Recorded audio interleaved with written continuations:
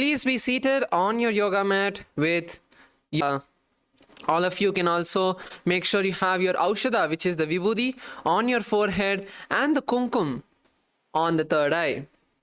Make sure you also tie your hair. If you have long hair, please make sure you tie your hair as much as you can. And all the male bodies, please remove your upper cloth and be seated. If you're ready, take a moment to just get into a restful space. We have just about a minute before we begin. So if you're ready, just sit down, close your eyes and unclutch.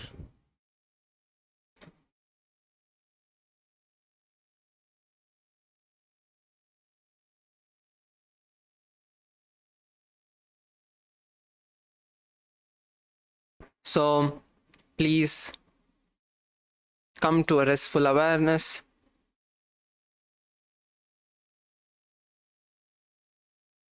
And sit with yourself. Once again, all the participants who have brought your Panchapatra Manudharani, make sure you sit with it. Sit with your Panchapatra Manudharani and make sure you have the Aushadha. We're going to be beginning in just a few moments.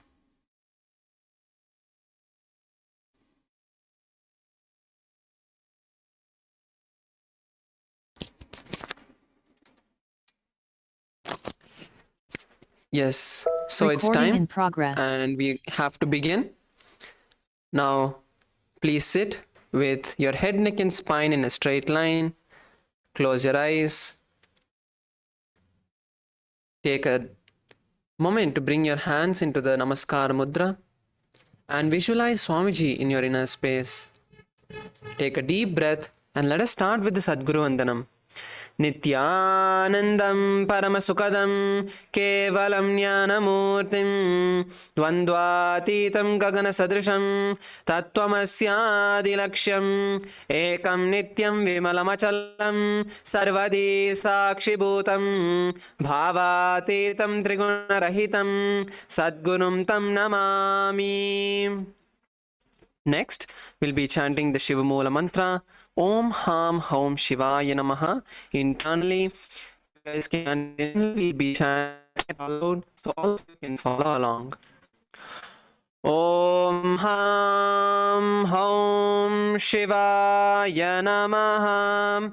Om Ham Haum Shivaya Namaha. Om Ham Haum Shivaya Namaha.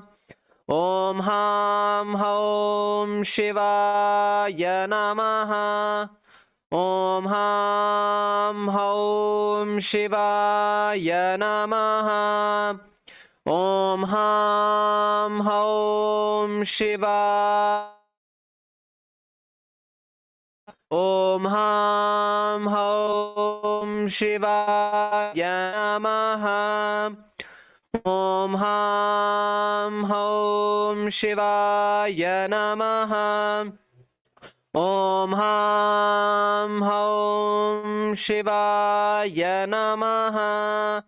Om Ham Haum Shivaya Namaha. Om Ham Haum Shivaya Namaha. Now, beginning with the Tattvachamanam, the ritualistic cleansing. So all of you can please open your eyes, place your Panchapatra and bring it into the Gokarna, moving index finger to the center of the palm.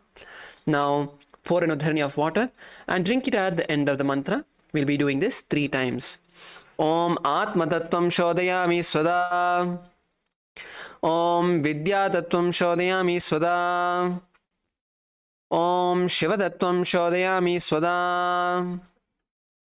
Now wash your hand and wipe your upper and lower lip from the right to left 2 times. Om Ham Hridayaya Namaha. Wash your hand with an udharani of water. With the index, middle and ring finger touched above the upper lip, below the lower lip, and wash your hand with an udharani of water. Next, with the index finger and thumb touch the right nostril, the left nostril, and then with the ring finger and thumb touch the right eye, right ear, left ear. Wash your hand with an udharani of water. Next, with the little finger and thumb touch the navel, the right chest, the left chest, and with all the fingertips touch above the head, the right shoulder, the left shoulder, and the heart center. Now we'll be entering into the Sankalpa.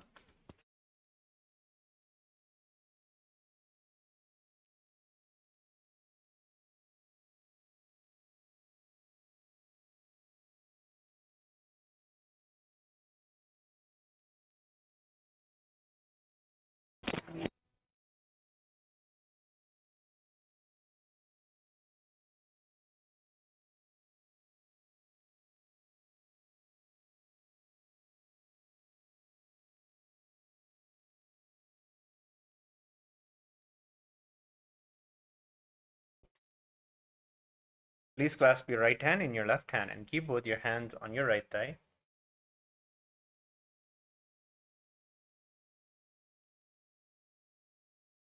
Visualize how you want the yoga session to be.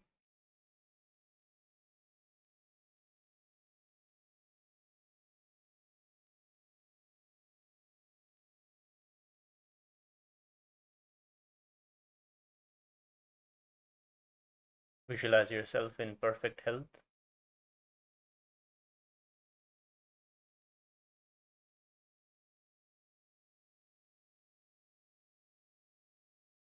With the deep gratitude to Swamiji, we'll now begin the Sankalpa.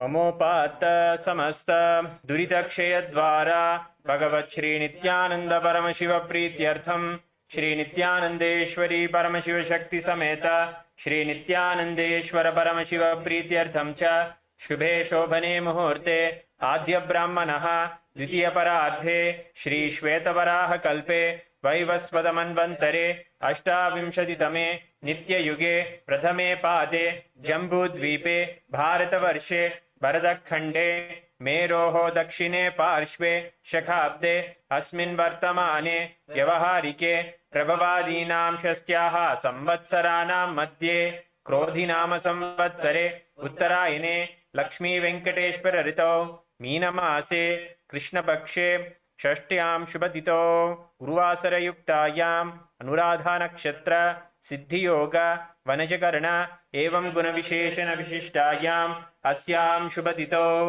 Shri कैलासोन्नत द्वादशांत Shyamala पीठारूढ़ Shri Meenakshi सुंदरेश्वरा भिन्न स्वरूप परशिवपुत्र रत्नकुमार गुरुमन्य तुल्यावतार श्री पार्वती स्तन्यपान लब्ध दिव्य ज्ञान विश्रुत सकल निगमागमसारभूत द्राविड वेद प्रवक्तृ श्रीमत् परमशिव करुणा समधिगत मुक्तामय चतुरश्रयान गीयमान छत्र चामर श्रीचुन्नकाहलादि समस्त बिरडावल्यलंकृत ज्ञान विज्ञान चक्रवर्ती सर्वजन संग सद्यो निर्वाण दीक्षा व्ययापवर्ग वर्ष विश्रानदीमूत परमत कलभ केसरी शैव सिद्धांत स्थापनाचार्य श्री राजाधिराज पांड्य महाराज गुरु क्षवन शाख्यादि महांधकार निवारण ज्ञान भानु वीक्षणा नरहारद्वदोच्छेदन पूर्वक श्रीमद् वृषभध्वज स्थापक शैव समय कर्तृ सर्वज्ञ पीठारूढ़ श्री जगद्गुरु श्री ज्ञान संबंध देशिक स्वामी वागीश सुंदर माणिक्य वाचक स्वामिनां अवतार भूत श्री ज्ञान संबंध स्वामी पुनरुद्धृत श्यामला पीठ सर्वज्ञ पीठ तृणवत्युत्तर द्विशततम गुरु महासन्निधान अरुणगिरि योगीश्वर परंपरागत अरुणाचल सर्वज्ञ पीठ गुरु महासन्निधान कैलास परंपरागत कांची कैलास सर्वज्ञ पीठ त्रयस्त्रिंशदुत्तर द्विशततम गुरु महासन्निधान नित्योत्सव नित्य मंगल नित्य कल्याण नित्य रजित कैलास परंपरागत आदि कैलास नित्यानंद पीठ महासंस्थान महासिंहासन पीठ कर्तृ साक्षात् श्री परम शिव समुद्भूत कैलास परंपरागत वैवस्वत मनु इक्ष्वाकु हरिश्चंद्र भगीरथ श्रीरामचंद्र शूरसेन इत्याद्य नवच्छिन्न सार्वभौम चक्रवर्ती परंपरागत चतुष्षष्टि योगिनी मंडित चतुष्षष्टि संप्रदाय प्रवर्तक मनुधर्मशासन सूर्यवंश प्राप्त सर्वज्ञ पीठ सुरांगी साम्राज्य मूर्धाभिषिक्त चूड़ामणे साक्षात् श्री परमशिव समुद्भूत कपिल महागुरु पुनरुद्धृत महानिर्वाणी पीठ अष्टोत्तर सहस्र श्री महामंडलेश्वर साक्षात् श्री परमशिव समुद्भूत श्री महागणपति समारंभ नवच्छिन्न पीठाधीश्वर गुरु परंपरा प्राप्त अटल पीठ अष्टोत्तर सहस्र श्री अटल पीठाधीश्वर धर्म मुक्ति स्वर्ग पुरस्वर्ण पीठ त्रयोविंश गुरु महासन्निधान कैलास परंपरागत आदिपीठ सर्वज्ञ पीठ जगद्गुरु श्री कैलास पुनरुद्धारक श्री कैलास परमाचार्य श्रीमत् परमहंस परिव्राजकाचार्य वर्य सच्चिदानंद प्रणव स्वरूप श्रोत्रिय ब्रह्मनिष्ठ श्रीमद् जगद्गुरु श्रील श्री भगवत् श्री नित्यानंद परमशिव श्री ज्ञान संबंध देशिक परमाचार्य स्वामिनां प्रीत्यर्थम तेषां पादारविन्दयोः भक्ति सिद्ध्यर्थम गुरुकृपा कटाक्ष सिद्ध्यर्थम क्षेमस्थैर्य वीर्य विजय आयुरारोग्य ऐश्वर्याणाम् अभिवृद्ध्यर्थम धर्मार्थ काम मोक्ष चतुर्पद पुरुषार्थ सिद्ध्यर्थम समस्त दुरितोपशान्त्यर्थम समस्त मंगलावाप्यर्थम भगवत् श्री नित्यानंद परमशिव प्रसादेन सकुटुम्बस्य ज्ञान वैराग्य जीवन मुक्ति प्राप्त्यर्थम पूर्ण आरोग्य युक्त दीर्घात्रिक यौगिक शरीर सिद्ध्यर्थम परमशिव शक्ति आविष्करणार्थम नित्यानंद योगाभ्यासं करिष्ये। ओम अपोपस्पृश्य turn water, wash your right hand.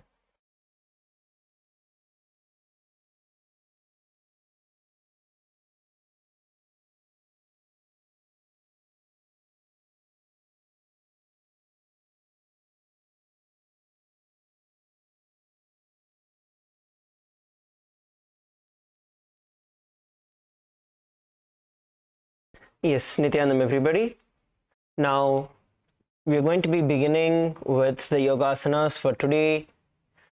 Request every one of you to please come on top of your feet. Let's come on top of our feet.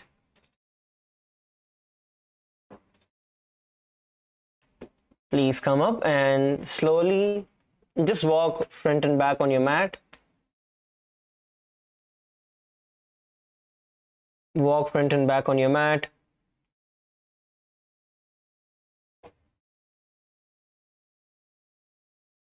Now we're going to begin the skeleton dance. Just before we start that, let us rotate our hands,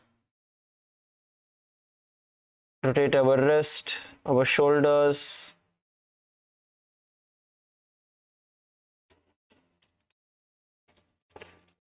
And then shake our legs out, shake your feet out. Now close your eyes and you're going to visualize yourself as a skeleton in your inner space, just bones with no flesh, and start moving your body intensely, shaking it out vigorously. Directions within dance.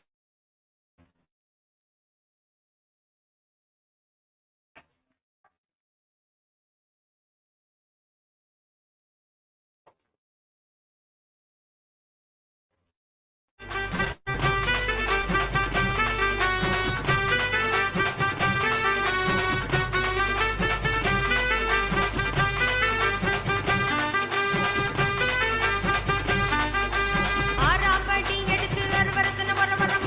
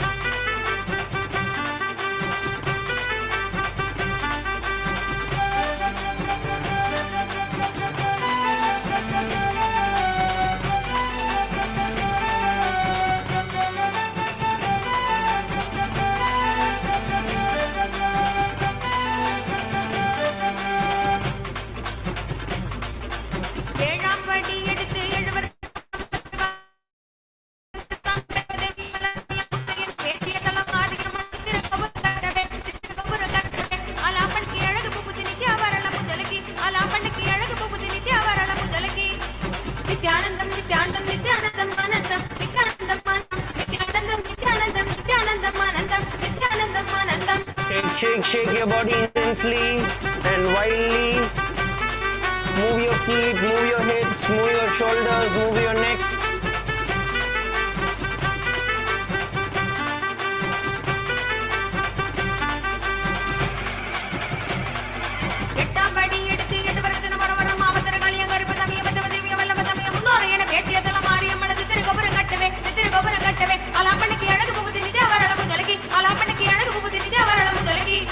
Nithyanandam, Nithyanandam, Nithyanandam, Anandam, Nithyanandam, Anandam, Nithyanandam, Nithyanandam, Nithyanandam, Anandam, Nithyanandam, Anandam, Nithyanandam, Nithyanandam, Nithyanandam, Anandam, Nithyanandam, Anandam, Nithyanandam, Nithyanandam, Nithyanandam, Anandam, Nithyanandam, Anandam. Relax. Just stop. Stand still. Just stand still. Without any movement.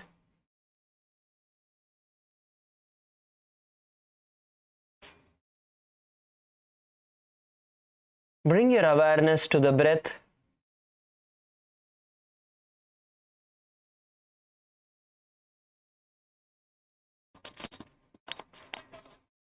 Inhale deeply and exhale. Inhale deeply and exhale. Bring your awareness to the tips of your fingers.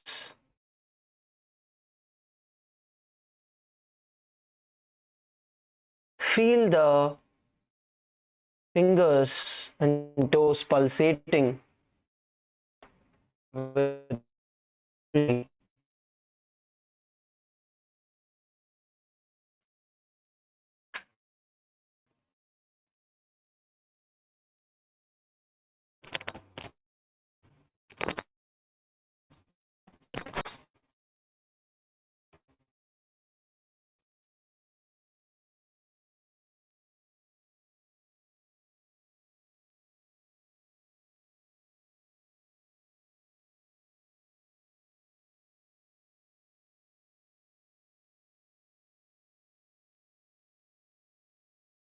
Now slowly relax, adjust your mat and come to a position.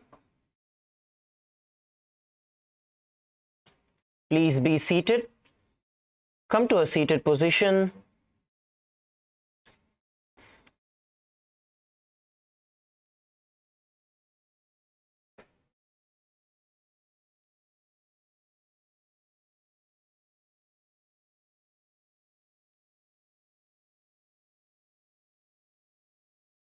Please sit down comfortably in a seated position. Come to a seated position.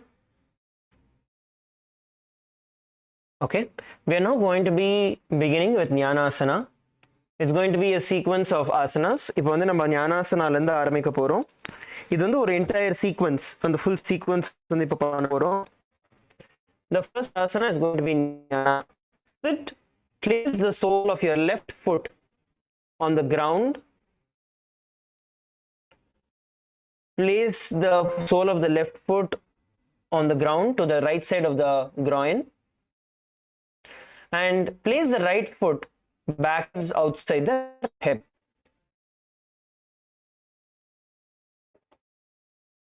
Now place your hands, knees.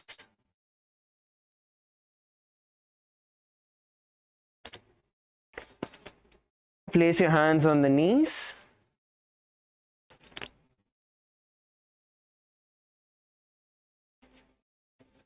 And we are now going to be performing all the three bandhas in the Mahamudra Bandha. So inhale and lock the breath in the Jalandhara Bandha, bringing your chest to the chin, and then slowly exhale and pull your stomach in and up.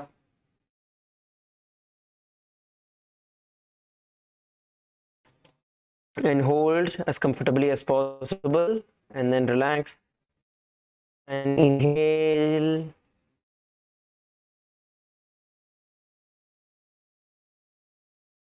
Lock your chin to the throat, performing the Jalandhara Bandha, and then release the lock and exhale completely and pull your stomach in and up. Hold as comfortably as possible and then relax. Visualize Devi Saraswati in your inner space and the internal japa Om Nithyananda Paramashivoham.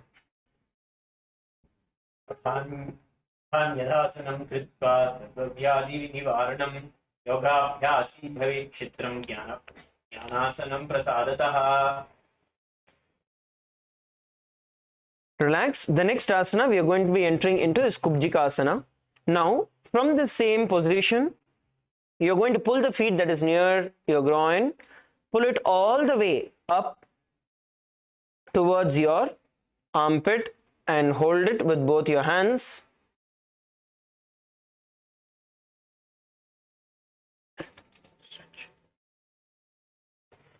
So pull it all the way to your groin.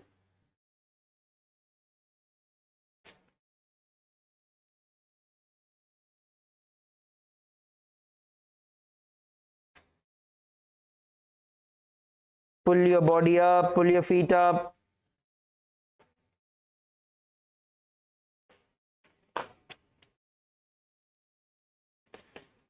Come on, Kailasa, Malaysia, pull your feet up and hold. Hold as long as you can.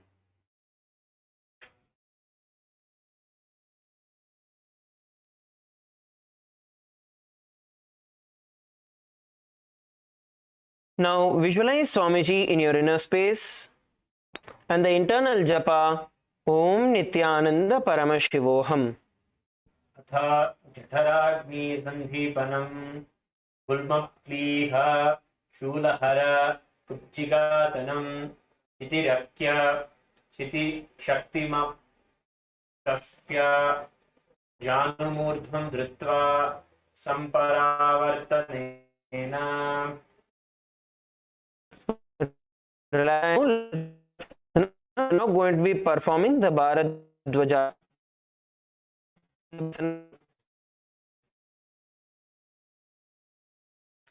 Right heel and keep it outside the right hip. Place the foot on top of the right thigh. Place the left foot on top of the right thigh and bring the left hand around the back and hold on to the left foot. Now bring your right hand outside the thigh and twist.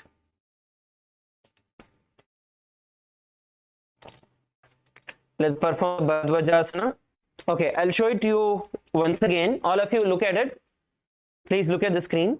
So from this position, right? So one leg is outside and then one leg is placed on top. All of you come to this position. Now once you are in this position, what you're going to do is with the opposite hand, right? Now you're going to twist it and hold on to the foot. Turn back and hold on to the. And this hand you're going to either place it on your knee or you can place it on the ground and turn yourself. You're going to turn yourself in the asana.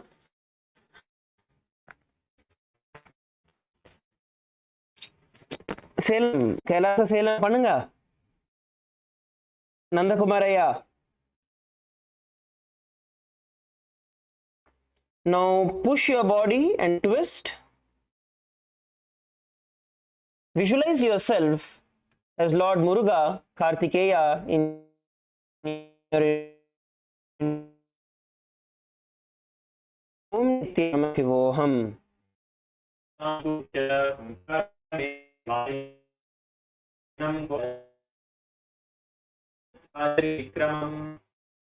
Relax. The next asana we are going to perform is going to be Virasana. And as you sit on your knees, keep the right heel behind. Keep the right heel behind and place the left heel on the navel center. Bring it as close as possible to your chest. And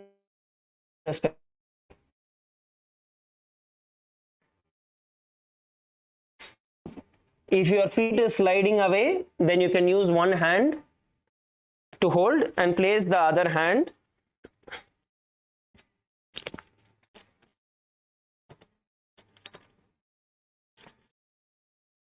on the knee.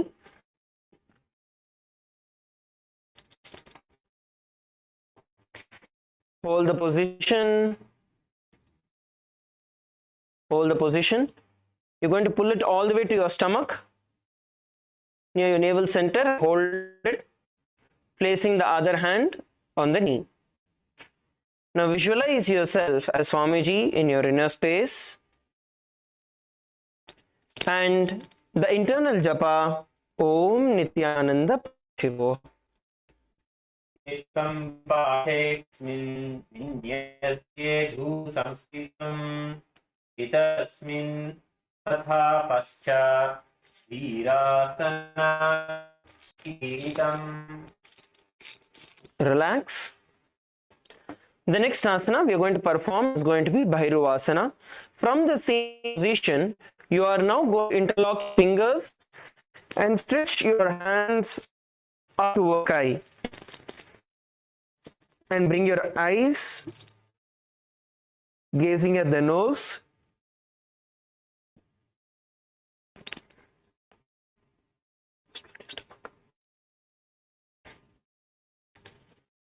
Gaze on top of the eye as close as possible to the stomach.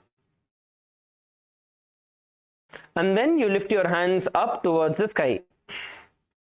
KAILASA Malaysia female team.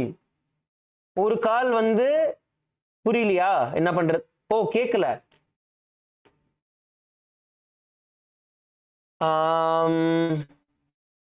Ecuador, are you guys able to hear? Kribaya, are you here? You are able to hear. Salem. Okay. Bolivia team, are you all able to hear? Frozen.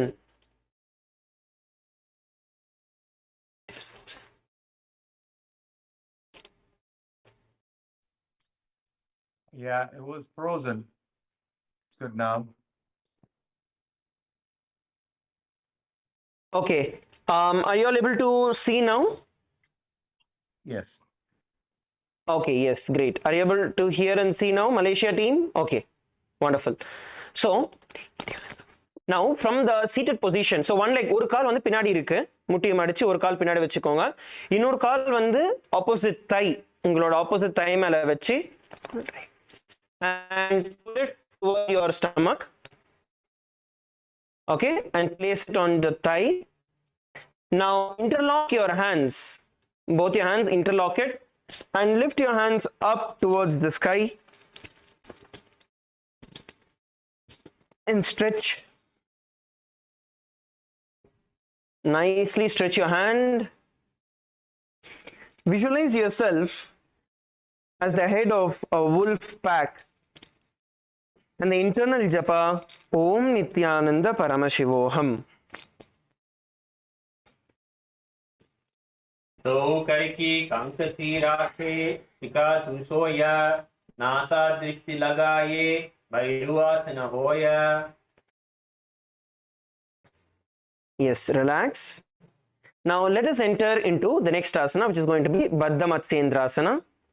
Now, as you keep your left foot on top of the right thigh, place the right foot over the top and the side of the right knee. So you're going to, as one leg is on top, now you're going to get the opposite foot and cross it onto the other side of the knee.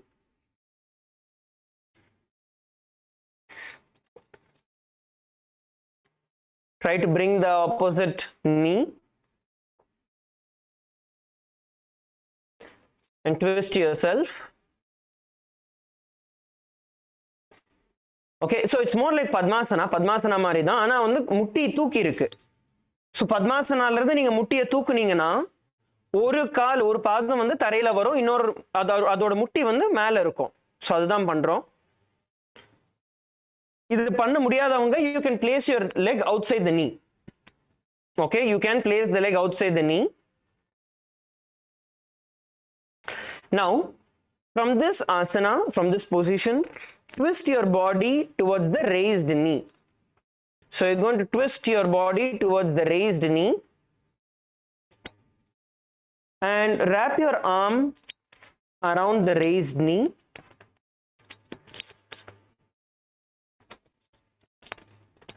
Wrap your arm around the raised knee and clasp the hand behind the back. So உங்களால வந்து பத்மாசனால போக முடியல அப்படின்னா then you can do the other way. இப்போ வந்து ஒரே ஒரு கால் மட்டும் உட்கார்ந்து இருக்க பொசிஷன்ல இருந்து ஒரு கால் மட்டும் மேலே வச்சு இதை கால்ல தூக்கிக்கோங்க. தூக்கிட்ட பிறகு கையை வந்து உள் பக்கமா விடுங்க. உள் பக்கமா விட்டு ட்விஸ்ட் பண்ணி கையை வந்து உள்ள விட்டு ட்விஸ்ட் பண்ணி பின்னாடி இருக்கிற கையை ஹோல்ட் பண்ணுங்க. So this is a easier variation. இது வந்து ஒரு easier variation. Let's perform the Baddha Matsyendrasana. எல்லாருமே Baddha Matsyendrasana பண்ணுங்க.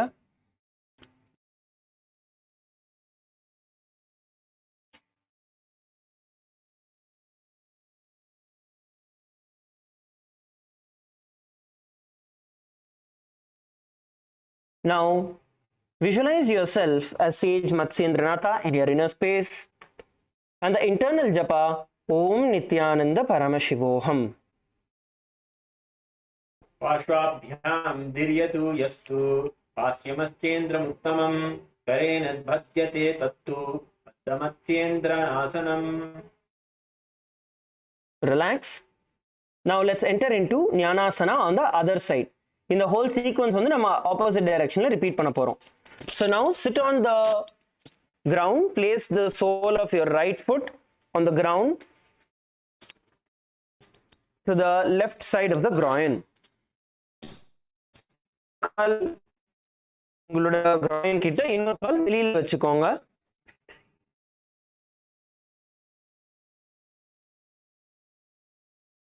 Now bring your hands onto your knees. Place your hands on the knees.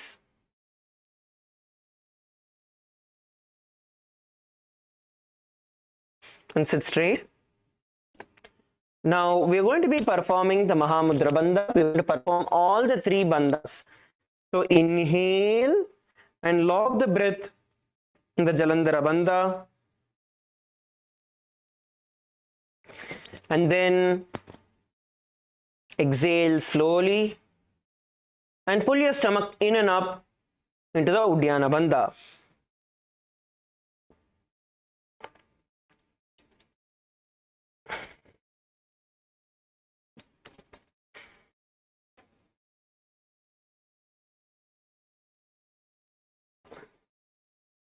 And repeat. Inhale and lock the breath in Jalandhara Bandha. And then exhale and pull your stomach in and up into the Uddiyana Bandha.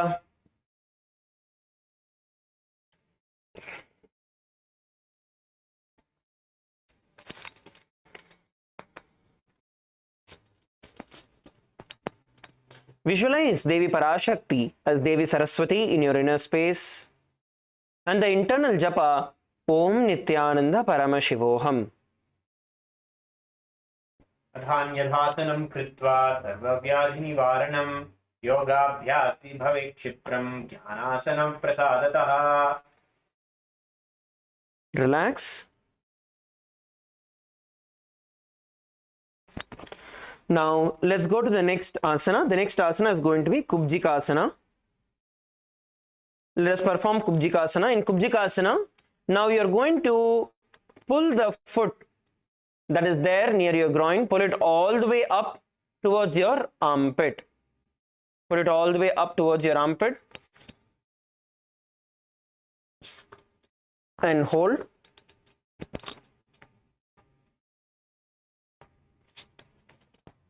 Pull it up towards your armpit. உங்க காலை வந்து நல்லா இழுங்க உங்க armpit வரைக்கும்.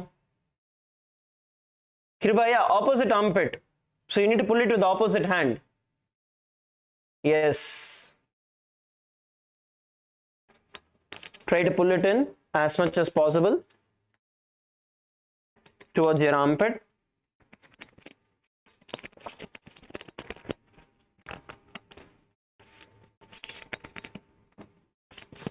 and hold.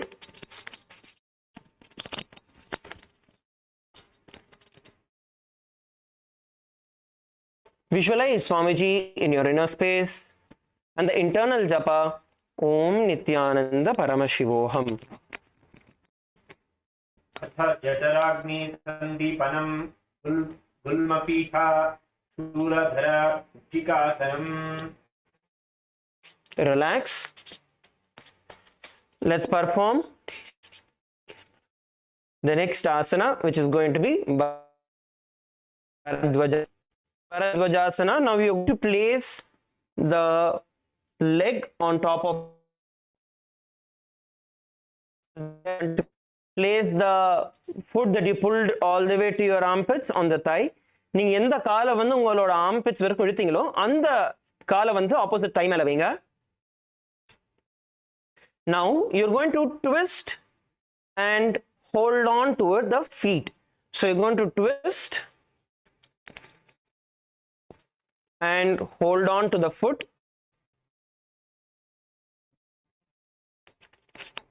with the opposite hand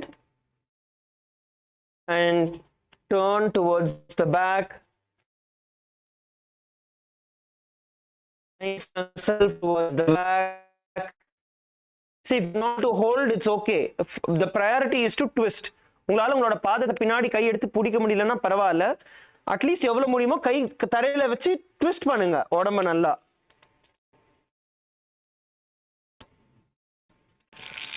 Twist your body nicely. You're going to visualize Lord Kartikeya in your inner space and the internal japa Om Nithyananda Paramashivoham. कूर्मपीठैश्च सिंहेस्गारुडमेव च वातायनं गोमुखं च भारद्वाजं त्रिकम्. Okay, good. Relax. The next asana we are going to perform is going to be Virasana 5. In Virasana 5, the feet that is there on our thigh, we're going to try and get all the way towards your navel center, towards your nose, towards your chest. Hold on to it with one hand. ஒரு கையில வந்து உங்களோட கால பாதத்தை வந்து வயிற்ற பிடிச்சி முட்டியை பிடிச்சிக்கோங்க.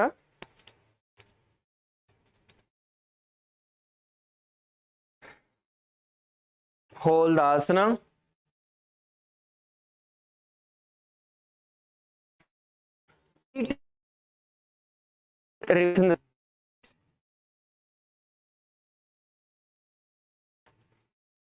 Pull and hold.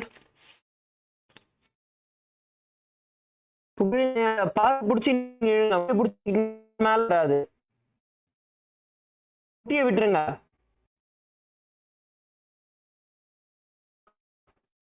Oh, yes. Now visualize Swamiji in your inner and the internal japa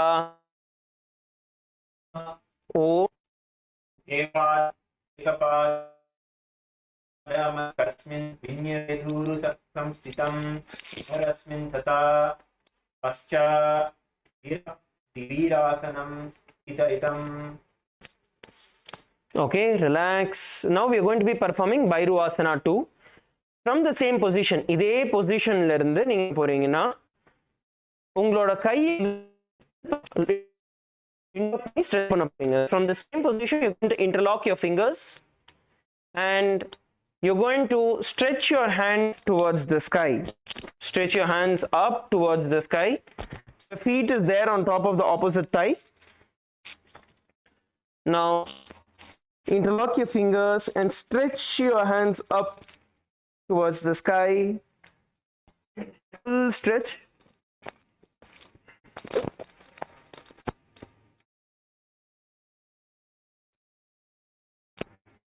And wolf and internal japa Nithyananda Paramashivoham.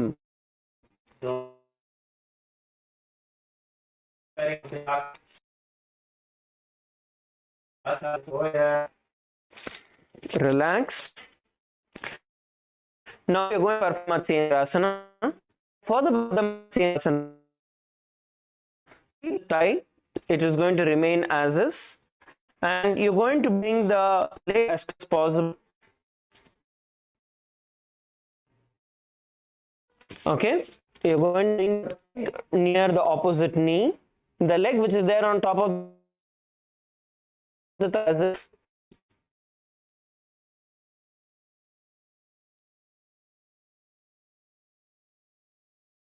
Are you all able to? Okay, yes, yes, I understand the screen is frozen. One moment, yes, we are fixing.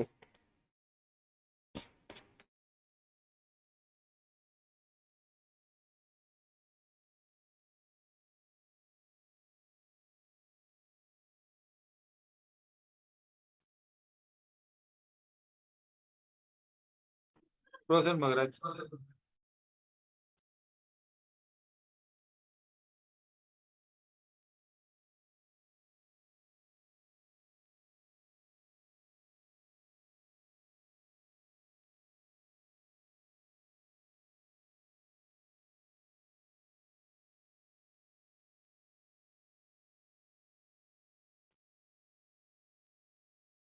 Yes, Nithyananda, everybody, are you all able to see? எல்லாருக்குமே தெரியுதா?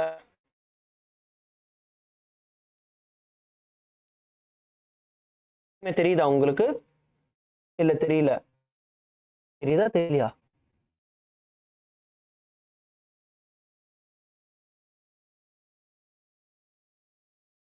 Okay, can you guys confirm if you're all able to see?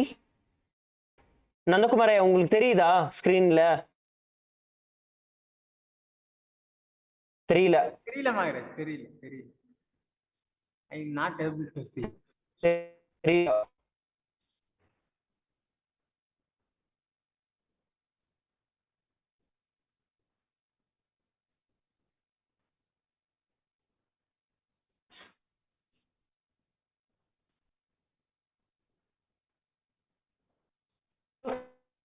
Confirm, see?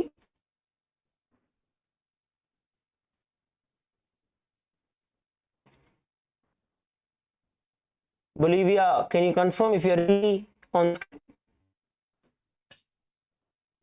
Or the screen is blank? Oh no, okay, yes, under. Give us a minute, we're fixing it.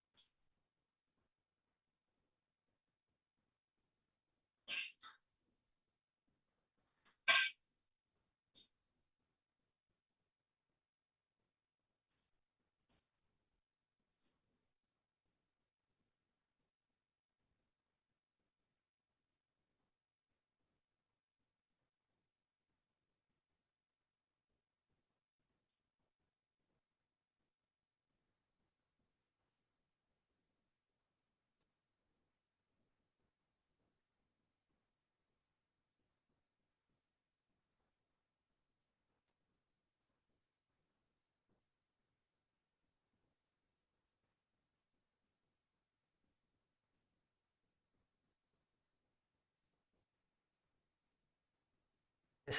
Everybody, are you all able to see? எல்லாருக்குமே தெரியுதா? எனக்கு தெரியல Maharaj. Okay, Malaysia team உங்களுக்கு தெரியுதா ஸ்கிரீன்ல? தெரியல. இப்போ okay. Okay, தெரியுதா? Okay, good. Yes, if all of you are able to see the screen, Malaysia, female and male, can you wave your hands? Bolivia, LA, can you all wave your hands? Okay, yes, wonderful. Continue now. Now the next asana we are going to perform is going to be Baddha Matsyendrasana. Now, having one foot on the opposite thigh, ஒரு பாதத்தை வந்து opposite thigh ல வைங்க. Next, bend down, lifting your knee. and placing your foot just outside the knee. Just outside the knee. Now place your hands around. Insert your hands in the gap and twist. Try and hold on to your fingers from the back and twist.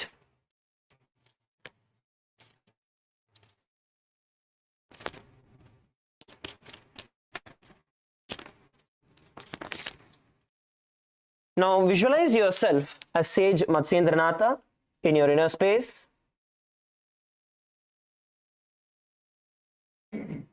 And the internal japa, Om Nithyananda Paramashivoham.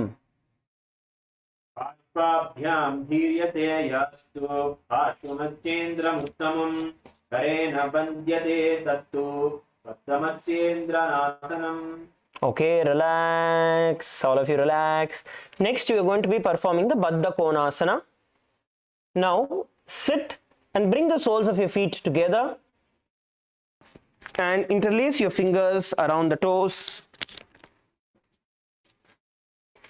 Interlace your fingers around the toes. Keep your elbows straight and bring your gaze to the nose. You can flap your thighs.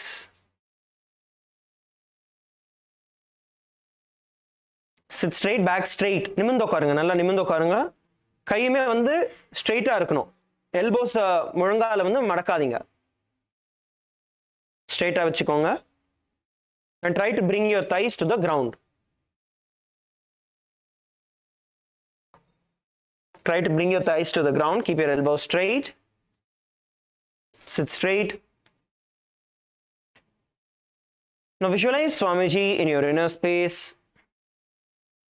and the internal japa Om Nithyananda Paramashivoham. Adam Brahmastata Saridham Swastikam Vajramasanam Baddhakonam Bhaddhaprishtam Moolabandham Tathaivacha. Okay, relax. We are now going to be performing Bhadrasana 4. Now, as you are having your heels together near the perineum, place the right hand on top of the heels and the left hand on top of the right. Right hand on top of the heels and left hand on top of the right. So, நீங்க உட்கார்ற பொசிஷன்லே வந்து உங்களோட right ஹேண்டை வந்து உங்களோட heels மேலே வைங்க, left வந்து அது அந்த கைக்கு மேலே வைங்க.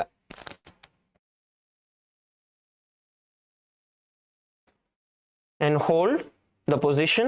Try to bring your thighs all the way to the ground.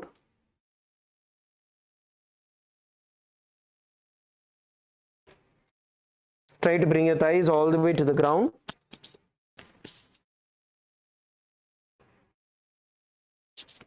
உங்களோட பாடியை நீங்க ஃப்ரண்ட்ல லீன் பண்ணீங்கன்னா உங்களோட thighs ஆட்டோமேட்டிக்கா கிரவுண்ட் புஷ் ஆகும்.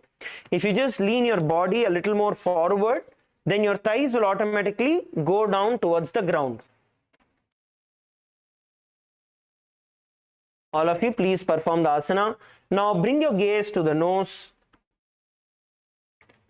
Bring your gaze to the nose. And now we are going to be performing the Santa Kumbhaka. In Santa Kumbhaka, you're going to inhale and hold the Vayu, hold the breath inside you, visualizing the presence of the Vayu inside and outside you, and then exhale. This visualization, this pranayama with this visualization is called Santa Kumbhaka. Santa Kumbhaka la வந்து நீங்க inhale பண்ணுவீங்க, மூச்சு உள்ள இழுத்து பிராணா உள்ள இருக்கிற மாதிரியும் உங்களுக்குள்ளேயும் வெளியிலையும் அதே வாயு பிராணன் வந்து இருக்கிறத விஷுவலைஸ் பண்ணுங்க. அதுக்கப்புறம் எக்ஸேல் பண்ணுங்க. இதான் சந்த kumbhaka. Visualize Swamiji as Lord Virabhadra in your inner space and the internal japa Om Nithyananda Paramashivoham. Jalandharabhandakari nasagra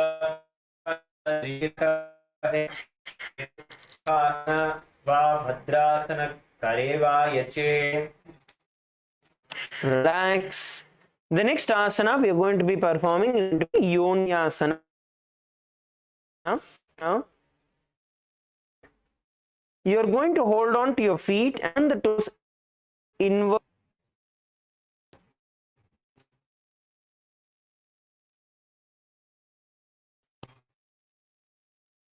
So you're going to turn your toes inward.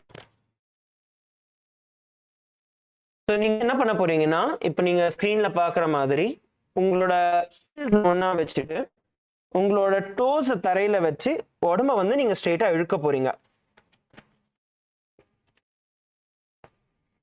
And place your hands on top of the opposite knees, top of the respective knees. Sorry.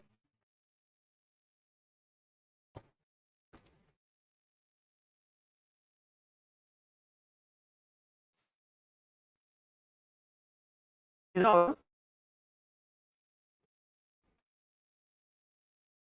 pull your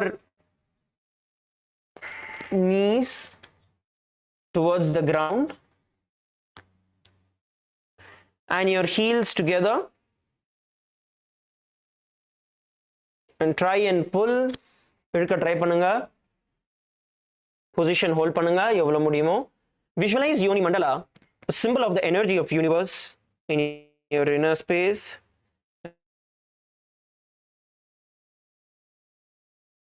And the Gilepada.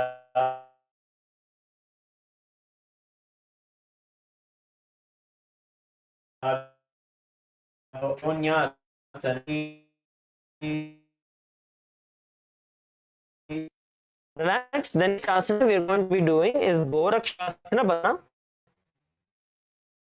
Now same position. Roll inwards, ankles facing outward, towards the groin. Keep the feet under the perineum. Hold the heels tightly with the hands and gaze towards the third eye.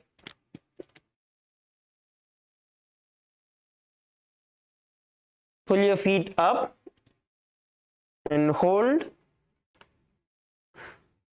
பத்ராசனால இருந்து உங்களோட கையை interlock பண்ணி நல்லா உடம்பு கிட்ட இழுத்துக்கோங்க. இழுத்து பிடிங்க.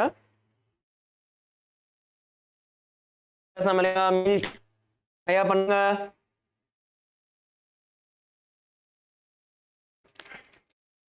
Pull it all the way up and hold. எவ்வளவு முடியுமோ இழுத்து பிடிங்க.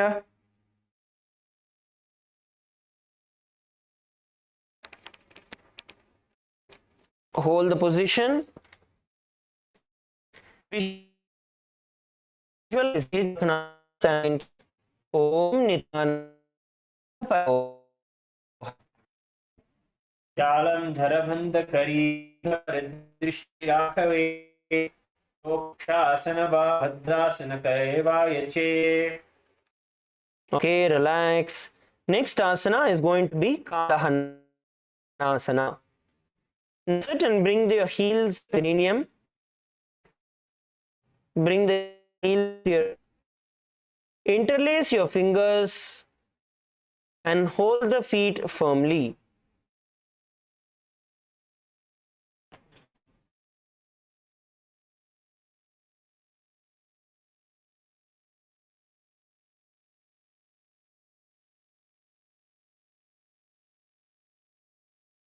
Now bring your heels as close as possible to your perineum. எவ்வளவு முடியுமோ உங்களோட ஹீல்ஸை வந்து perineum கிட்ட இழுத்து அதுக்கப்புறம் interlace your fingers. உங்களோட கையை வந்து interlace பண்ணி உங்களோட பாதத்தை டைட்டா பிடிக்கோங்க.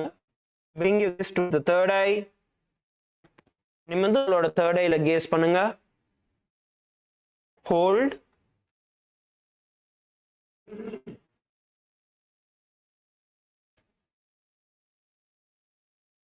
Stuck. Okay. Okay. Are you all able to hear me? கேக்குது. நான் பேசுறது கேக்குது. ஓகே, வீடியோ இருக்கு. ஓகே, நிமிஷம்.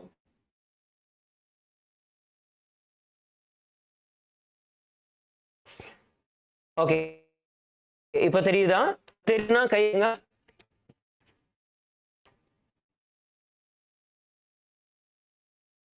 இன்னும் இல்லை. Okay,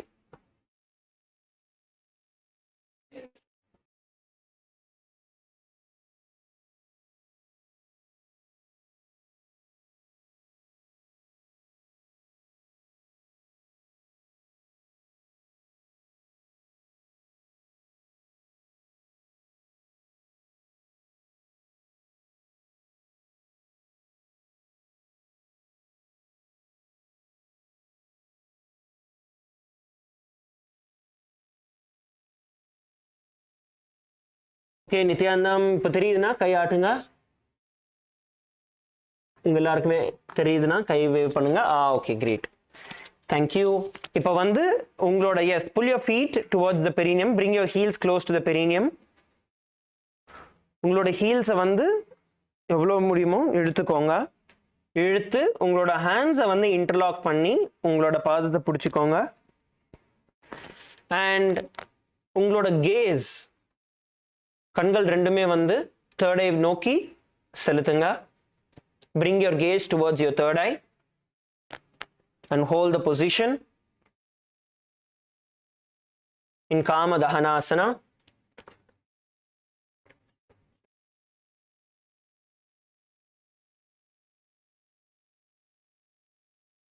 Now visualize Swamiji in your inner space and the internal japa Om Nithyananda Paramashivoham.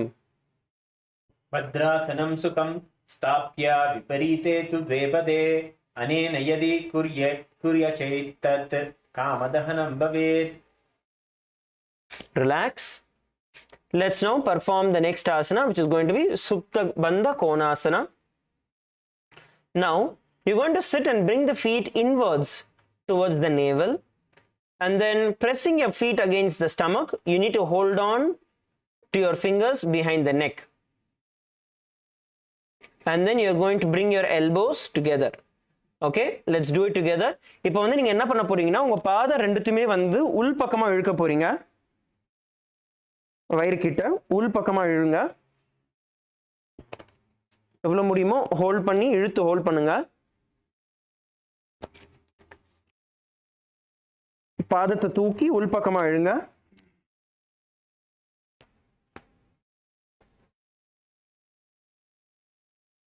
And hold.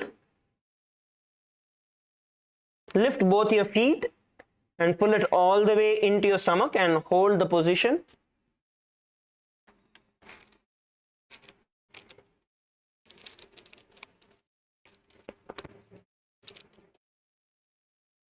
Try every one of you try பண்ணுங்க. எவ்வளவு முடியுமோ இழுத்து ஹோல்ட் பண்ணுங்க. And hold.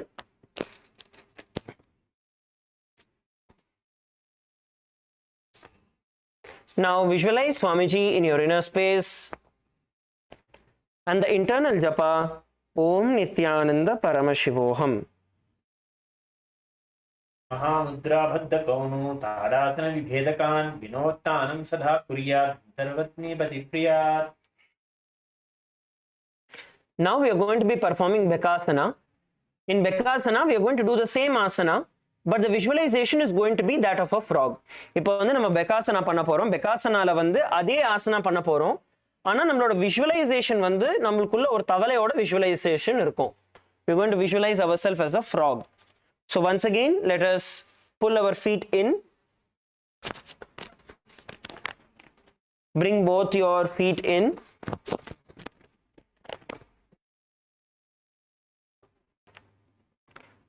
And bring it as close as possible to your stomach and hold. And visualize yourself as a frog in your inner space.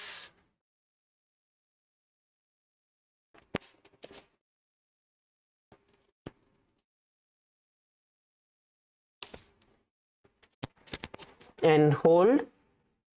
The internal japa Om Nithyananda Paramashivoham.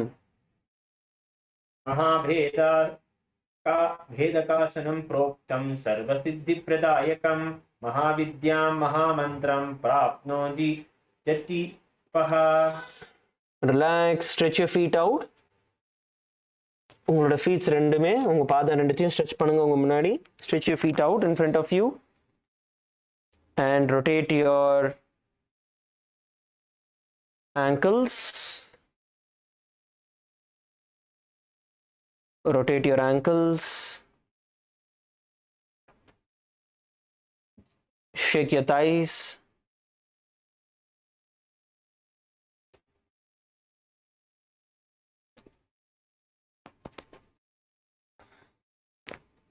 Shake your thighs out.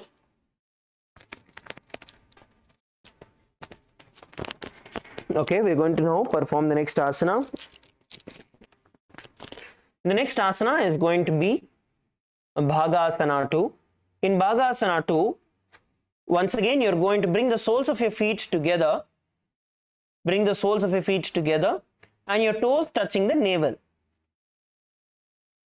Soles of your feet together. Pull it with your hands. Soles touching your navel.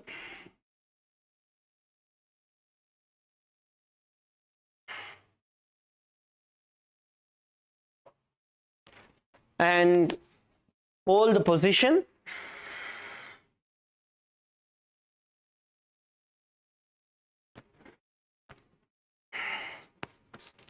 Hold the position, lift and hold.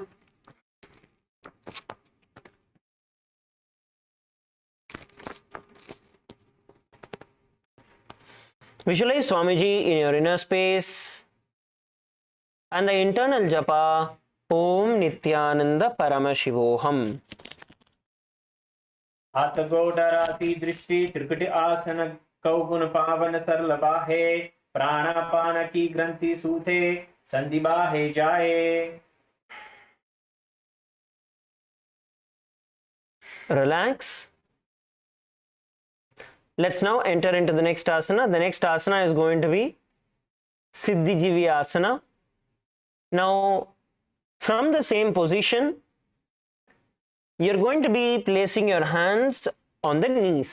So, நீங்க என்ன பண்ணுங்க இப்போ உங்களோட பாதத்தை எவ்வளவு முடியுமோ இழுத்து பிடிச்சுக்கோங்க. And place one hand on top of the knee. Try to pull with one hand as close as possible and the other hand hold on to the knee.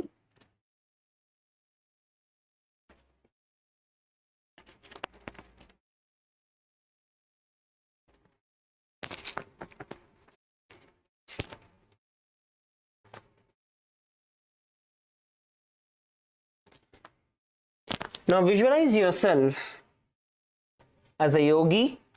எவ்வளோ முடியுமோ இழுத்துக்கோங்க. இழுத்து பிடிச்சி ஒரு கையில் பிடிச்சிக்கோங்க காலை, இன்னொரு கையில் வந்து முட்டியை பிடிச்சிக்கோங்க. With one hand, try and pull your legs as close as possible to your stomach and the other hand holding on to the knee. Visualize yourself as a yogi in your inner space and the internal japa Om Nithyananda Paramashivoham. Agakau sojo jai. Relax. The next asana is going to be Panipatrasana. In Panipatrasana, we are going to be bringing both the feet towards our navel center and we are going to place your hands in the Namaskara Mudra. So try to bring in as close as possible and bring your hands in the Namaskara Mudra. So உங்கள் காலை வந்து எவ்வளோ முடியுமோ உங்களோட வயிறுக்கிட்ட நீங்கள் இழுத்துக்கோங்க. இழுத்ததுக்கப்புறம் உங்களோட கையை use பண்ணி ஹோல்ட் பண்ணி கைகளை ஒன்றா சேர்த்துக்கோங்க.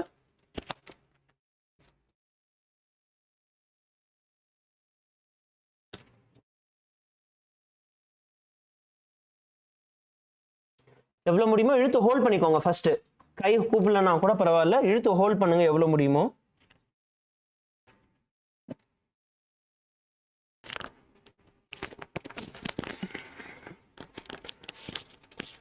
Okay, relax. Now we are going to visualize ourselves as the source of water in our inner space and the internal japa Om Nithyananda Paramashivoham. नाभो संस्थाप्य घुल्पौच तन्मध्ये करपात्रतां सनेर्यत्येन कुर्वीत पानिपात्रं तदुच्यते.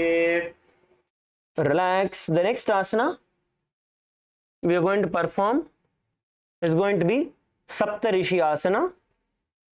Now in Saptarishi asana we are going to press both the feet into the respective armpits. So you're going to pull one foot at a time. So நீங்கள் என்ன பண்ண போறீங்க, ஒரு காலை இழுத்து உங்களோட ஆம்பிட் அடியில் நீங்கள் இறக்க போறீங்க. அதுக்கப்புறம் இன்னொரு காலையும் நீங்கள் அந்த மாதிரி பண்ண போறீங்க. So try one at a time. இன்னொன்று எவ்வளோ முடியுமோ அவ்வளோ ஹோல்ட் பண்ணுங்க. எல்லாருமே ட்ரை பண்ணுங்க. உங்களோட பாதத்தை இழுங்க நல்லா. உங்க முட்டி கீழே போகணும். முட்டி கீழே போனாதான் வந்து பாதம் மேல் பக்கமா வரும். Only if your knee goes down, your feet will come up.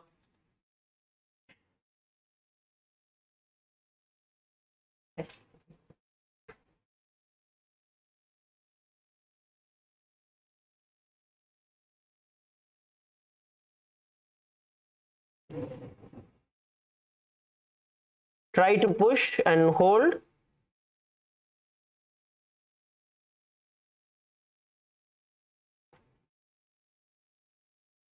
At least இழுத்து பிடிங்க. All of you try. Come on, don't give up. Some progress is always better than no progress. எவ்வளவு முடியுமோ பண்ணுங்க.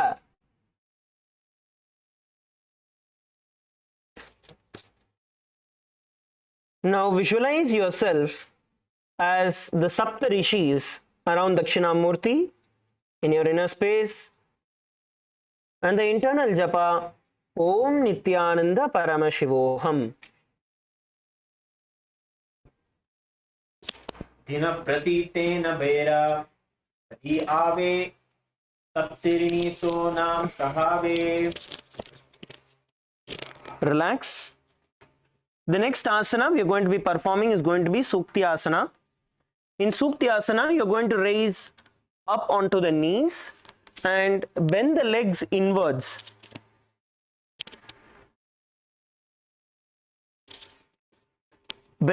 Get on top of your knees and raise your feet in. So உங்க முட்டி மேல நீங்க எழுந்திருச்சு நின்னுக்கோங்க ஃபர்ஸ்ட். அதுக்கப்புறம் ஒரு பாதத்தை வந்து உள் பக்கமா இழுங்க. So come on top of your knees and pull one foot up towards your upper body and hold. And hold. And keep your hands on the ankles. உங்களோட கை வச்சு உங்களோட ankles பிடிச்சுக்கோங்க. கிருபாயா one leg forward. Yes, ஒரு முட்டி வந்து முன்னாடி. Correct. Now try to lift it and hold with your hand. Please perform the asana.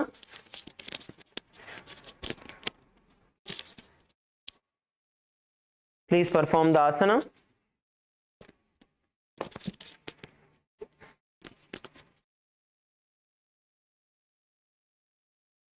Now visualize yourself as a pearl in your inner space and the internal japa Om Nithyananda Paramashivoham.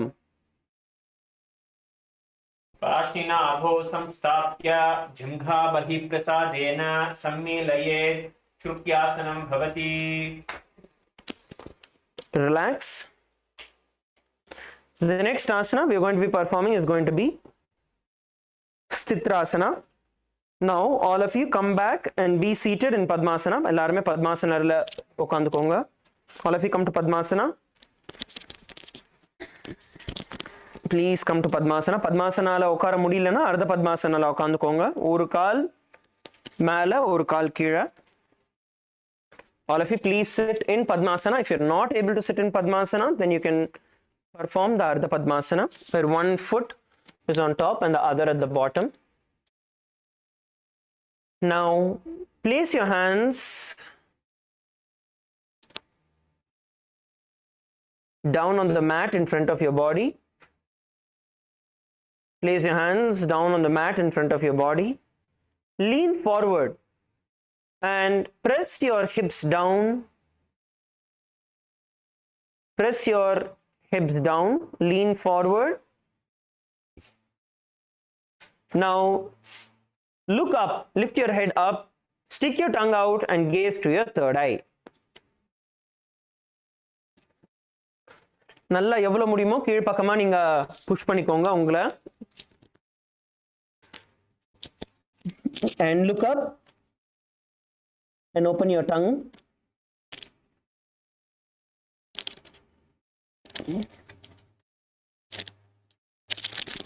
Hold the position.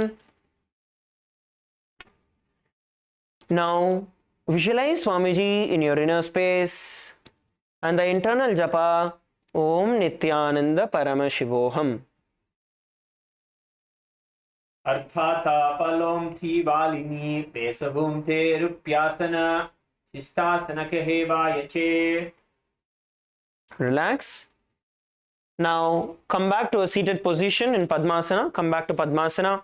Place your hands on the respective knees. And now we are going to be performing the Kaka Chanchu Kumbhaka. In Kaka Chanchu Kumbhaka, you are going to inhale, raising the apana, suck the prana in through your mouth and hold as comfortably as possible inside you.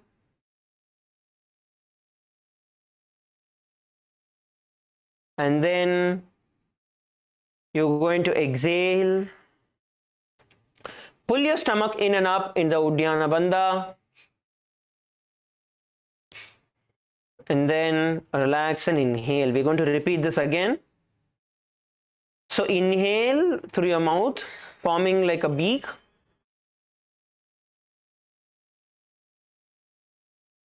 And hold the breath inside you.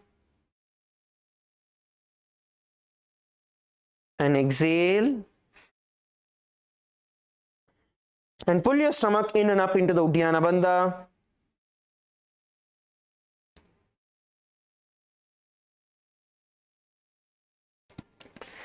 And then relax and inhale through your mouth again and repeat.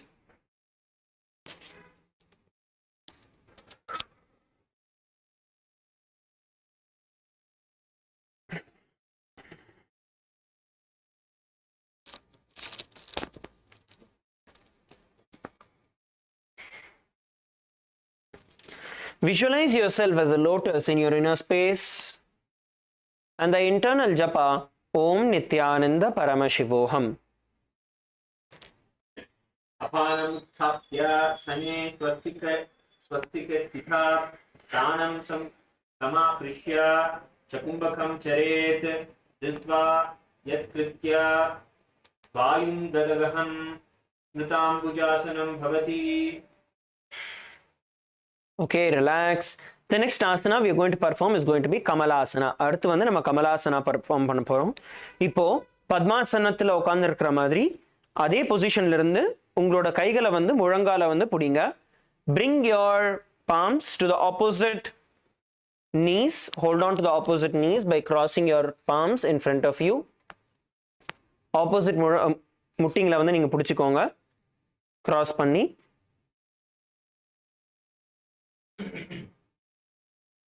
hold on to your opposite knees with both your hands and pull the feet in as much as possible.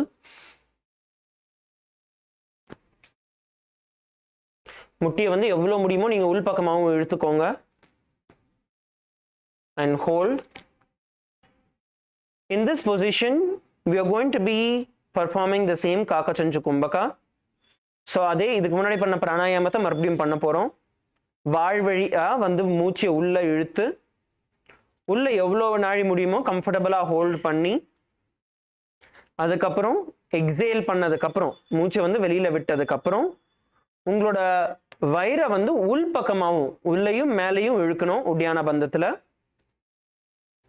கம்ஃபர்டபுளா எவ்வளோ time hold பண்ண முடியுமோ hold பண்ணிட்டு அதுக்கப்புறம் மறுபடியும் inhale பண்ணி இந்த ஸ்டெப்பை ரிப்பீட் பண்ணுவீங்க. Let's perform the கமலாசனா.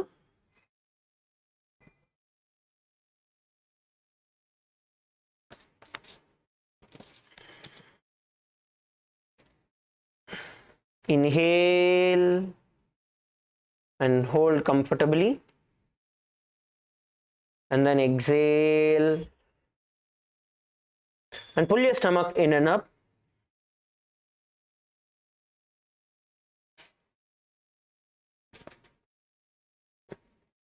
And then relax.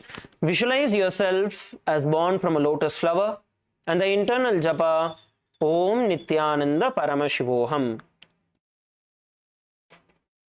तत्र कौलासनं कृत्वा अथवा कमलासनं महाविद्यां महामन्त्रं जप्त्वा लिङ्गमवाप्नुयात्. Relax. Next is going to be Uttamangasana. Now, as you are in the Padmasana, stretch your hands out in front of you.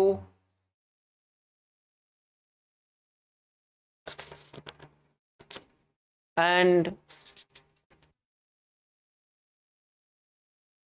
bend forward, stretching your hands out.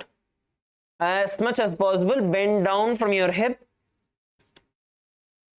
பத்மாசனத்திலிருந்து உங்களோட கைகளை நேரா நீட்டி எவ்வளோ முடியுமோ கீழ்ப்பக்கமா bend பண்ணுங்க. பத்மாசனம் இல்லை அர்த்த பத்மாசனத்தில் உட்காந்து நீங்க இதை பண்ணலாம். அர்த்த பத்மாசனம்னா ஒரு கால் மேல ஒரு கால் கீழே. So you can perform in either Padmasana or the Ardha Padmasana and bend down. Stretch your body. Stretch பண்ணுங்க நல்லா. உங்களோட ஹிப்ல இருந்து நீங்க பெண்ட் பண்ணணும். நல்லா ஸ்ட்ரெச் பண்ணுங்க முடிஞ்ச அளவுக்கு. And hold.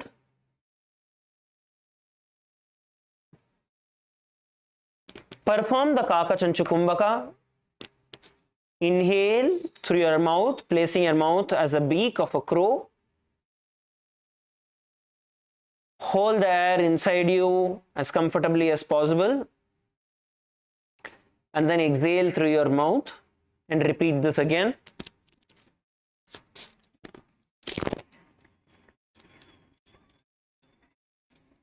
Visualize Swamiji in your inner space.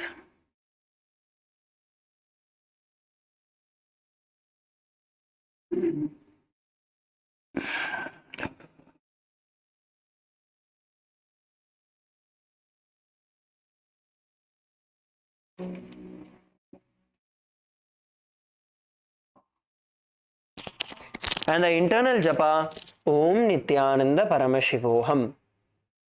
स्थित्वे ताडासने मन्त्री अर्धशीर्षः करोति चेत् उत्तमङ्गासनं ज्ञेयं योगिनामतिदुर्लभम्. Relax. Now come back into Padmasana. Padmasanathukku return vaanga ipo. Now interlock your hands on top of your head. Interlock your hands on top of your head. Unga thala mela unga kaigala vandu koorthukonga. And look to the left and right. Left and right. Ungaloda armpits vandu neenga paaka poringa. Turn left and right.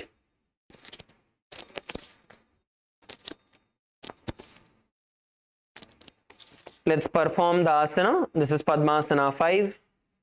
Now we are going to continue the pranayama of Kaka Chanchu Kumbhaka. Kaka Chanchu Kumbhaka நீங்க continue பண்ண போறீங்க. உங்க வாய் வழியா மூச்சை உள்ள இழுத்து எவ்வளவு முடியுமோ அது உங்களுக்குள்ளேயே அடக்கி ஹோல்ட் பண்ணி லெஃப்ட் அண்ட் ரைட் உங்க தலையை வந்து நீங்க திருப்புங்க.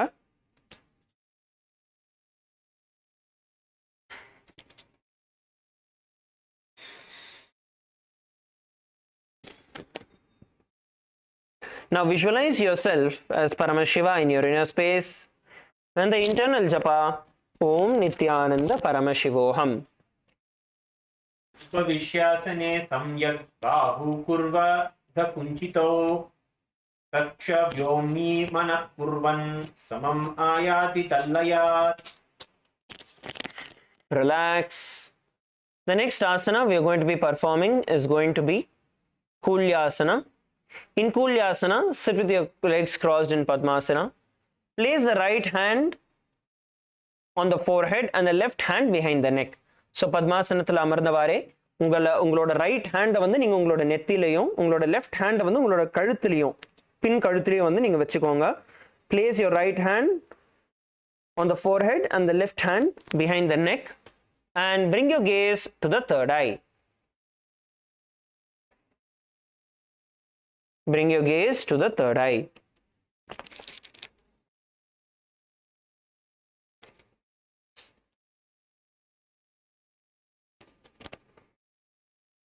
and perform the Kakachanchu Kumbhaka. Please perform the Kakachanchu Kumbhaka. Kakachanchu Kumbhaka நீங்க பண்ணுங்க இப்போ. உங்களோட வாய் வழியா மூச்சை இழுத்து உங்களுக்குள்ள எவ்வளவு முடியுமோ கம்ஃபர்டபுளா அந்த மூச்சை ஹோல்ட் பண்ணுங்க. அதுக்கப்புறம் மறுபடியும் வாய் வழியாவே அந்த மூச்சை வெளியே விடுங்க.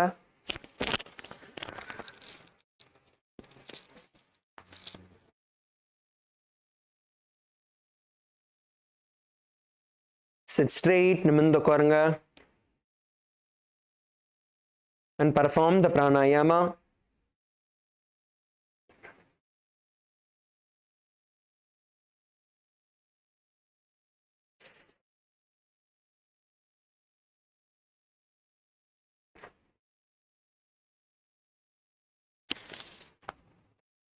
Now visualize a river of Shakti, energy, flowing into you through your Sahasrara chakra.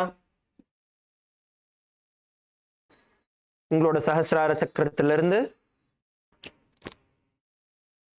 Energy flow ஆகிறத விஷுவலைஸ் பண்ணுங்க. அந்த இன்டர்னல் ஜபா ஓம் நித்யானந்த பரமசிவோகம்.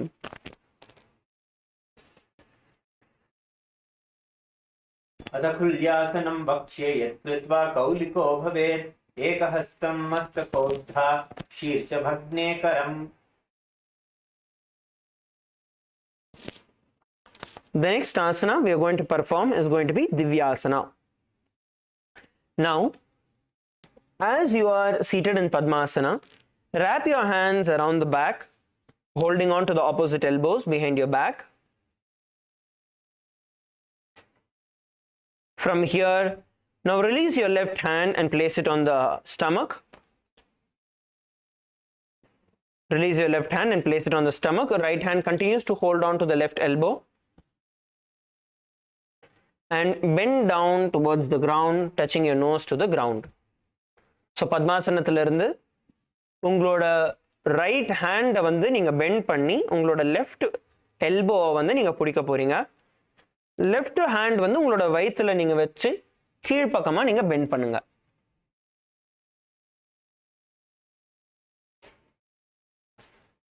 பின்னாடி வந்து உங்களோட முழங்கால நீங்க பிடிச்சிக்கணும். Hold on to your elbows from the back. And bend down. பத்மாசனத்துல உட்கார முடியல நீங்க அடுத்த பத்மாசனம் பண்ணலாம். பிடிச்சி bend பண்ணுங்க. Bend down and hold. Perform the Kakachanchu Kumbhaka. மறுபடியும் Kakachanchu Kumbhaka நம்ம பண்ண போறோம். வாய் வழியா வந்து பிராணாவை வந்து உள்ள இழுங்க. மூச்சை உள்ள இழுத்து ஹோல்ட் பண்ணி எவ்வளவு முடியுமோ கம்ஃபர்டபுளா ஹோல்ட் பண்ணுங்க. அதுக்கப்புறம் மறுபடியும் வாய் வழியாவே எக்ஸேல் பண்ணுங்க. இதை ரிப்பீட் பண்ணுங்க.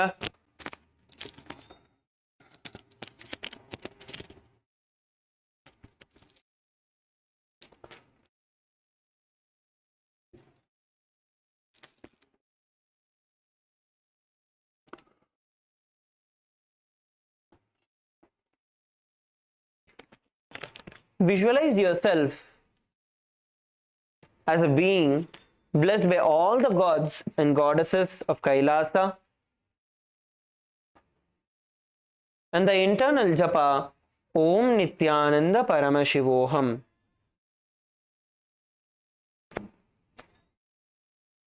अतधिव्यासनं वक्षे पृष्ठं हस्तेन बन्धयेत् एकहस्तमद्य देशं भूमिः हस्ताञ्च नासया. Relax, come back to a seated position. Now we are going to perform this set of asanas with the legs crossed on the other direction. இப்போ வந்து if actually your right leg was on top of the left thigh, you're going to switch it. Place your left leg on top of the right thigh. பத்மாசனத்தோட பொசிஷனை வந்து ஸ்விட்ச் பண்ணுங்க. இப்போ இதுக்கு முன்னாடி உங்களோட ரைட் லெக் வந்து உங்களோட லெஃப்ட் லெக் மேல இருந்ததுன்னா இப்போ ஆப்போசிட்டா வைங்க. Switch the position and interlock your hands on top of your head. உங்களோட தலை மேல உங்களோட கைகளை வந்து நீங்க இன்டர்லாக் பண்ணுங்க. மறுபடியும் லெஃப்ட் அண்ட் ரைட் உங்களோட தலையை வந்து நீங்க திரும்பி பாருங்க. இதை பண்ணும் பொழுது Kakachanchu Kumbhaka பண்ணுங்க. and perform the Uddiyana Bandha along with the Kakachanchu Kumbhaka. So you're going to inhale with your mouth like a beak of a crow and hold the breath comfortably. And once you exhale, pull your stomach in and up into the Uddiyana Bandha.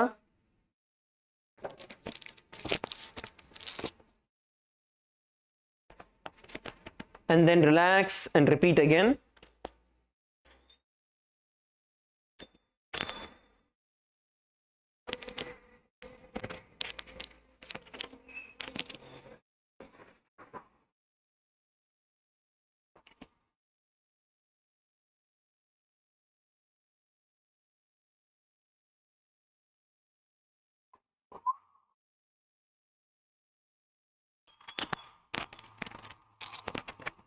Visualize yourself as Lord Shiva in your inner space, and the internal japa Om Nithyananda Paramashivoham.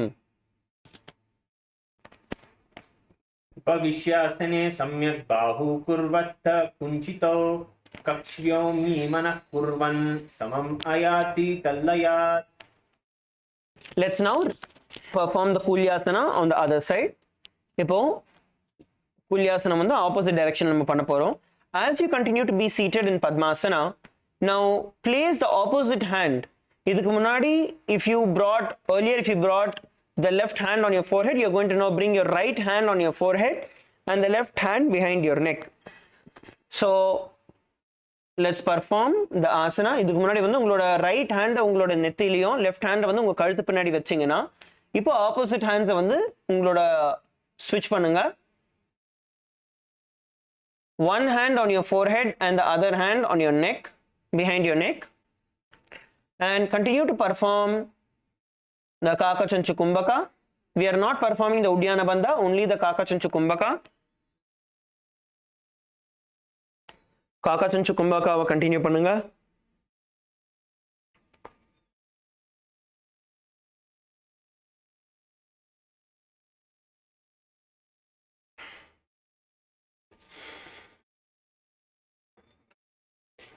Visualize Kundalini Shakti flowing from your Sahasrara Chakra.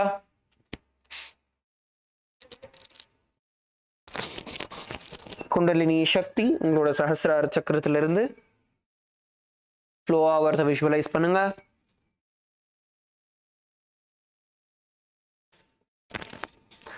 Internal japa Om Nithyananda Paramashivoham. अथ कुल्यासनं वक्ष्ये यत् कृत्वा कौलिको भवेत् एकहस्तं मस्तकोत्थ शिरः भिन्नघेकरम्. Relax. Let's perform the next asana. The next asana is going to be Divyasana. As we continue to be seated in Padmasana, now you're going to bring your right hand on top of your stomach. Bring your right palm on top of your stomach and left hand behind your back holding on to the right elbow. இப்போ வந்து உங்களோட right hand வந்து உங்களோட வயிறு மேல வச்சு left hand உங்களோட முதுகு பின்னாடி கொண்டு வந்து right elbow, right முழங்கால வந்து நீங்க பிடிச்சுக்கோங்க. பிடிச்சிட்டதுக்கு அப்புறம் கீழ் பக்கமா bend பண்ணுங்க. So bend down, bringing your head towards the ground, continuing to perform the Kakachanchu Kumbhaka. Let's all do it together. Bend down.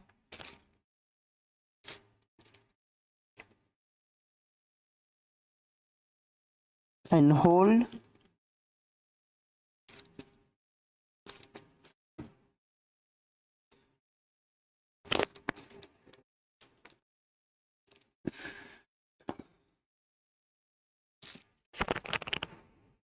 You're going to visualize all the gods and goddesses of Kailasa blessing you. And the internal japa Om Nithyananda Paramashivoham.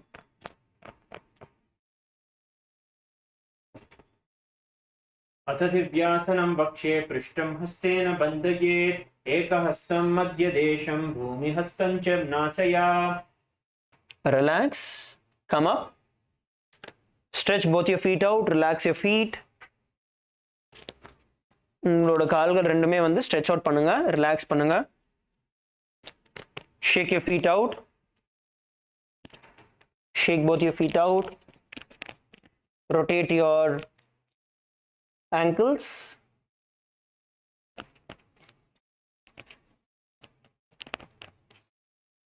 Bend your knees, get it to your chest.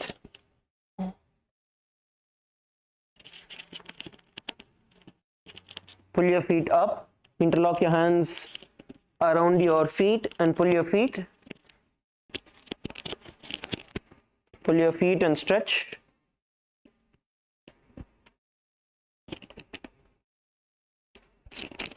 Okay, relax. Now let's continue the next asana. The next asana is going to be Pavanasana.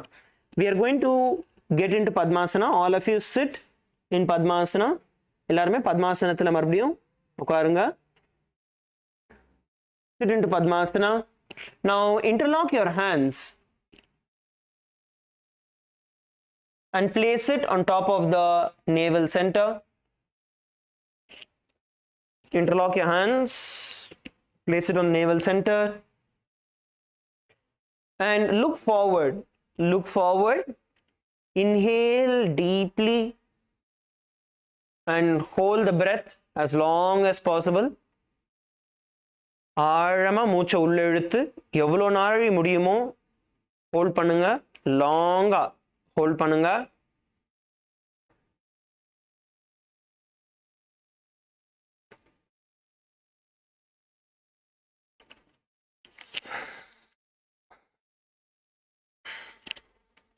And relax and repeat.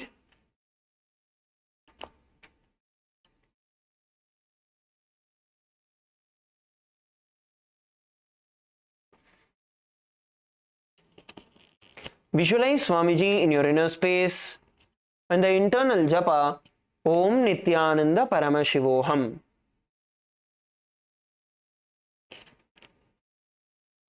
अथान्यथासनं वक्षे साधकानां हिताय वै पावना स्वरूपखेचरो योगिराज भवेत्. Relax. The next asana we are going to perform is going to be Valgulyasana. Now you're going to sit with your legs crossed in Padmasana and insert your hands in the gap between your knees. Insert your hands in the gaps between your knees and bring your hands around the neck. What you can alternatively do is also insert one hand and then cross the feet and do it on the other side as well.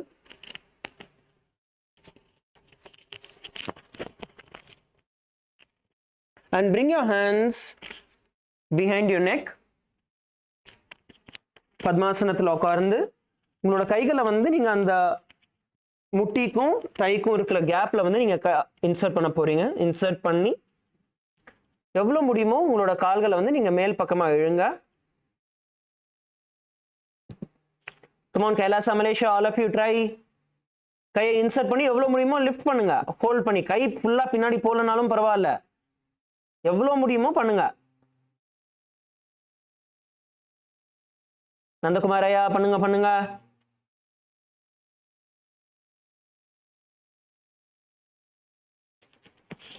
Now visualize yourself as a bat in your inner space and the internal japa Om Nithyananda Paramashivoham. अदभूरि भुक्तस्य पाचनं सद्यो जराम स्थूलाधो वङ्गुल्यासनं स्थित्वा. Relax. The next asana we are going to perform is going to be Parasharamasana. So we are going to do a easier variation of this. So just cross your feet in front of you. Instead of sitting in Padmasana, just cross your feet in front of you. Insert your hands in the gap between your feet and try to place it behind your neck. Try to get your hands behind your neck. So Padmasanathila உட்காரலனாலும் just feet வந்து cross பண்ணி உங்களோட கையை வந்து உள் பக்கமா insert பண்ணுங்க.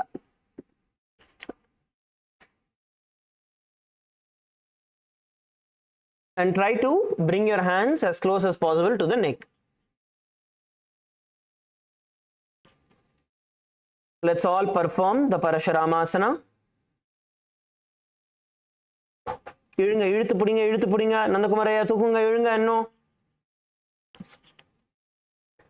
Now visualize Lord Rama in your inner space and the internal japa Om Nithyananda Paramashivoham.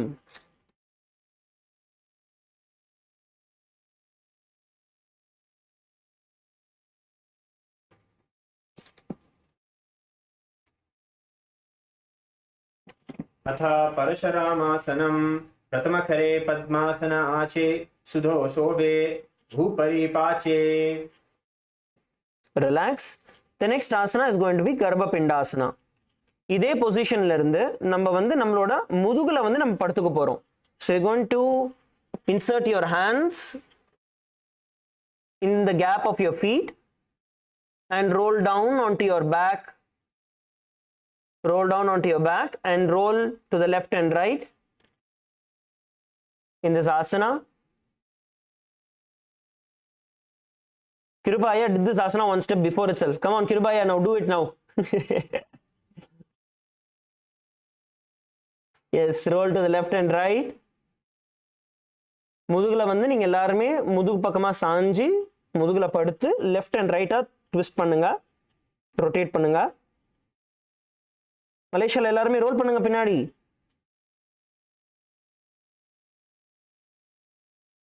Now visualize Swamiji in your inner space and the internal japa Om Nithyananda Paramashivoham.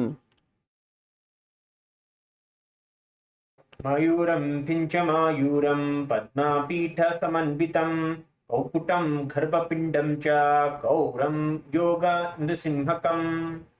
Relax. Come up. Sit up, sit up. Now we're going to be performing Simhasana 2. Now having your legs in Padmasana, place the hands down on the mat in front of you. Lean forward, pressing your hips down. Lift the head up, stick your tongue out, and visualize yourself as a lion in your inner space. And exhale forcefully. எல்லாருமே பத்மாசனத்தில் உட்காந்து உங்களோட கைகளை வந்து உங்க முன்னாடி தரையில நல்லா அமுத்தி நாக்க வெளியில நீட்டி சிங்கத்தை போல வேகமா மூச்சை வெளியில விடுங்க வாய் வழியா. Visualize yourself as a lion in your inner space and the internal japa Om Nithyananda Paramashivoham. तानकूर्मपीठैश्च शङ्खैर्गारुडमेव च वातायनं गोमुखं च भारद्वाजं त्रिविक्रमम्. Okay, relax. The next asana we are going to perform is going to be Urdhva Kukutasana. In Urdhva Kukutasana, as you are seated in Padmasana, place the hands on the mat in front of you and move your knees as close as possible on top of your elbows, closer to your elbows. And then slowly you are going to lift your butt off the ground.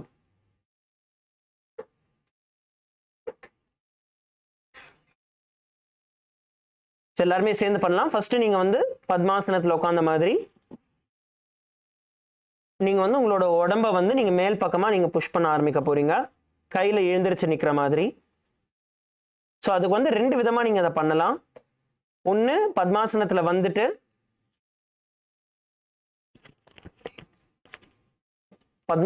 வந்துட்டு உங்க கைகளை வந்து உங்க முன்னாடி வச்சு உங்களோட முட்டியை வந்து மெதுவா ஸ்லைட் பண்ணுங்க.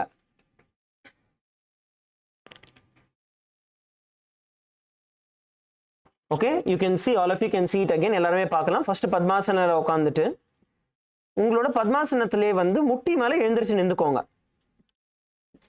அதுக்கப்புறம் மெதுவா உங்களோட முட்டியை வந்து உங்களோட கை மேல இழுக்க ட்ரை பண்ணுங்க. இழுத்தீங்கன்னா அதுக்கப்புறம் நீங்க ஹோல்ட் பண்ணலாம். All of you please try. எல்லாரும் ட்ரை பண்ணுங்க. All of you please try the asana. Come on. Now visualize yourself as a rooster in your inner space and the internal japa Om Nithyananda Paramashivoham. ऊर्ध्वपुक्कुटवासिश्च मरीचिहरमश्चकम् परिवित्तिं सोदरस्य विविधं धनुरासनम्. Relax. The next asana is going to be Padmasana 6. Now please sit in Padmasana and bring your hands around the back and hold on to the opposite toes. So Padmasanathila உட்கார்ந்த மாதிரி உங்களோட கைகளை வந்து பின் பக்கமா முதுகு வழியா பின் பக்கமா நீங்க பெண்ட் பண்ணி ஆப்போசிட் ஃபீட்டை வந்து ஹோல்ட் பண்ணுங்க. Padmasana 6.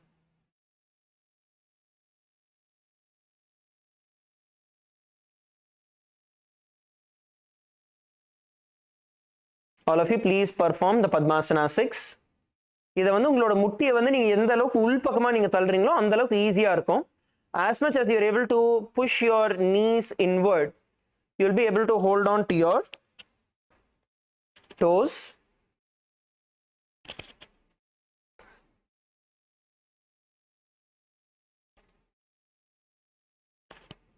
Visualize yourself as a lotus flower in your inner space. Baluvaya, panunga, panunga, panunga. Visualize yourself as a lotus flower in your inner space. Few more asanas.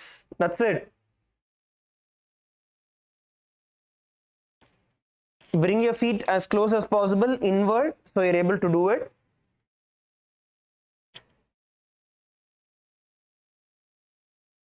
And the internal japa, Om Nithyananda Paramashivoham. अथ पद्मासनमावामोरुपरि दक्षिणं शरणं संस्थाप्य वामं तथा. Now relax. Next asana is going to be Baddha Padmasana. In Baddha Padmasana, we are going to be in the same position as earlier, where from Padmasana we are going to cross the hands behind the back and hold on to the feet. And we are going to perform the Ujjayi Pranayama and the Uddiyana Bandha. So once again, first hold on to your feet from behind your back. Hold on to your feet from behind your back.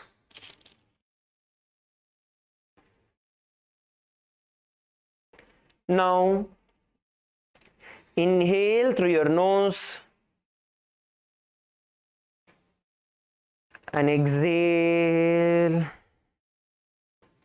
Now pull your stomach in and up.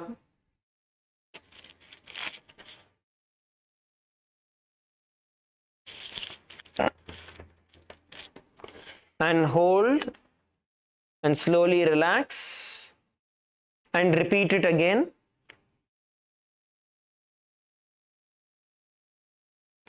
Even if you're not able to hold both the feet, at least hold one foot. உங்களால ரெண்டு கையுமே வந்து பின்பக்கமா வச்சு இழுக்க முடியலன்னா ஒரு கை மட்டுமாச்சு இழுங்க. கை பின்பக்கமா விட்டு opposite ஃபீட்டை பிடிக்க try பண்ணுங்க. அர்த்த பத்மாசனத்துல இருந்தாலும் இதை பண்ணலாம்.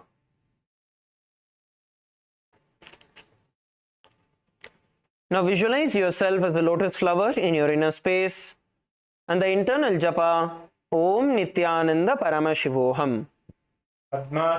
पद्मासनं सुसंस्थाप्य तादाङ्गुष्ठाद्वयं पुनः वृत्क्रमेणैव हस्ताभ्यां पद्मासनं भवेत्. Okay, relax. The next we are going to be performing Padmasana 7. As you are in the Padmasana, now bring your hands to the either side of your neck and gently massage your neck. Place your elbows on top of your feet.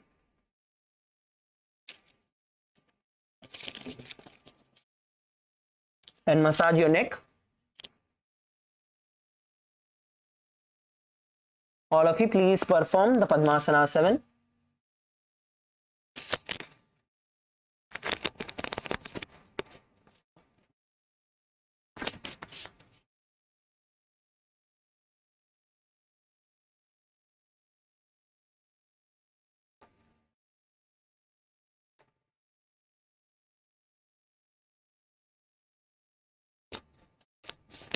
Now visualize yourself as Paramashiva in your inner space and the internal japa Om Nithyananda Paramashivoham.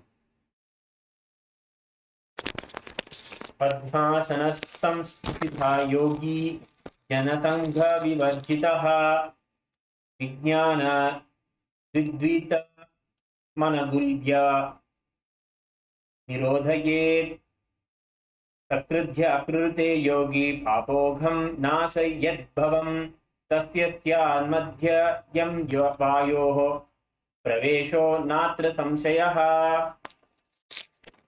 Relax. Next, we are going to be performing the Urdhva Padmasana. Now, as you sit in Padmasana, lay down on your back. Lay down on your back in Padmasana. Now, support your hips with your palms. Place your hands on under your hips and lift your feet up towards the sky in Padmasana. எல்லாருமே பத்மாசனத்துல வந்து அப்படியே பின்பக்கமா நீங்க படுத்துட்டு உங்க முதுகு மேல படுத்து உங்க கையை வந்து சப்போர்ட் பண்ணி உங்களோட ஹிப்ஸை சப்போர்ட் பண்ணி கால்களை வந்து மேல் பக்கமா தூக்குங்க. All of you please perform. எல்லாருமே perform பண்ணுங்க. This is Urdhva Padmasana.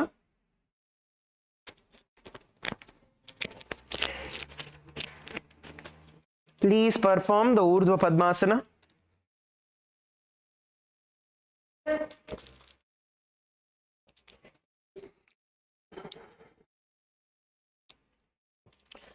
Lift and hold.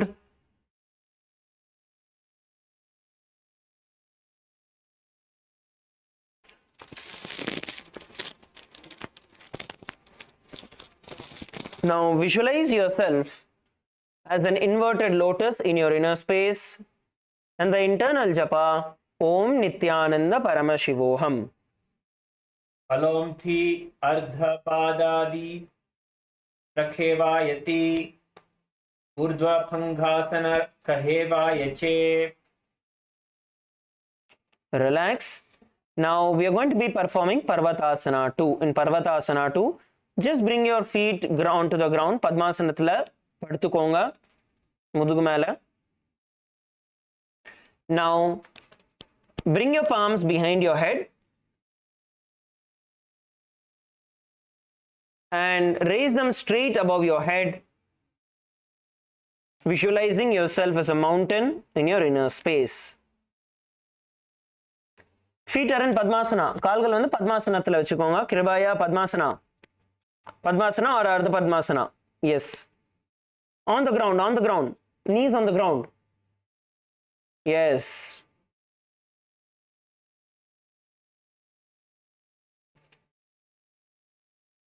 Just relax in this position. Now, we are going to be performing the Mahamudra Bandha. So first you're going to inhale and lock the breath inside you in the Jalandhara Bandha. Lock the breath inside you in the Jalandhara Bandha. And then slowly exhale and pull your stomach in and up in the Uddiyana Bandha.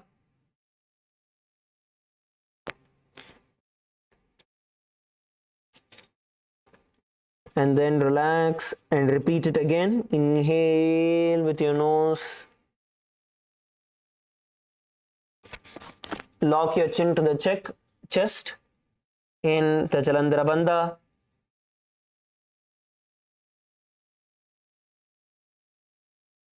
And exhale.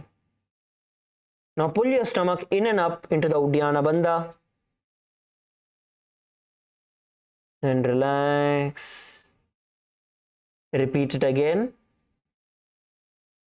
Visualize yourself as a mountain in your inner space and the internal japa Om Nithyananda Paramashivoham.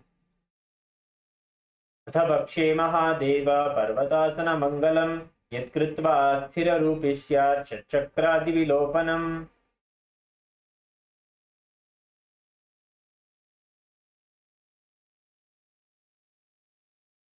Now stretch your feet out Open your feet out, place your hands by your side. Let's perform the Shavasana 2. Place your hands by the sides of your hip. Straighten your feet out, stretch your feet out. Stretch your feet out.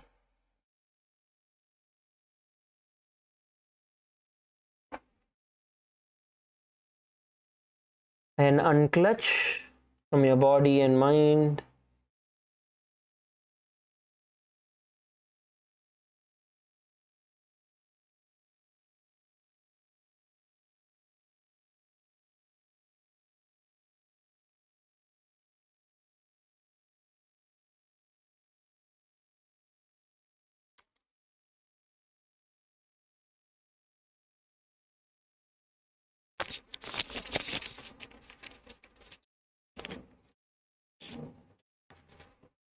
Inhale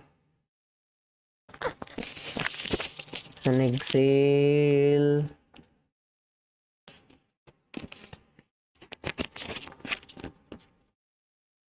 Inhale and exhale.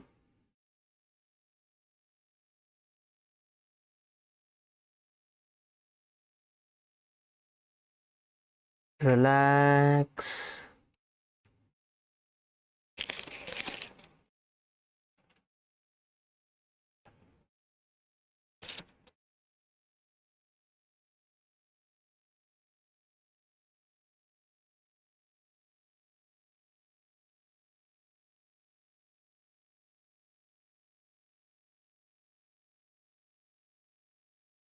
Visualize Swamiji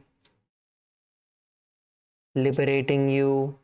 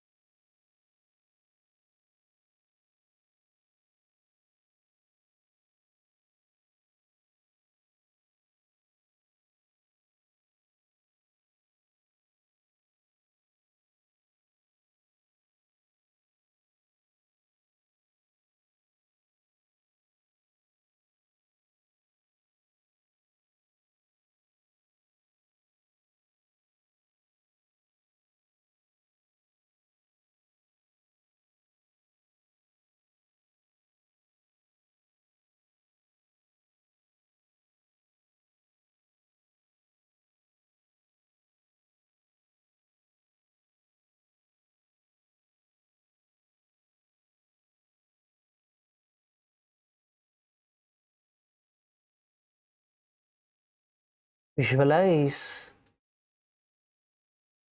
the entire energy of Swamiji manifesting through your being.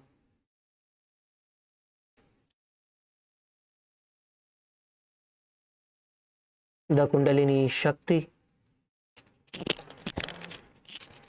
flowing in all the way from your feet to your head, the Sahasrara Chakra.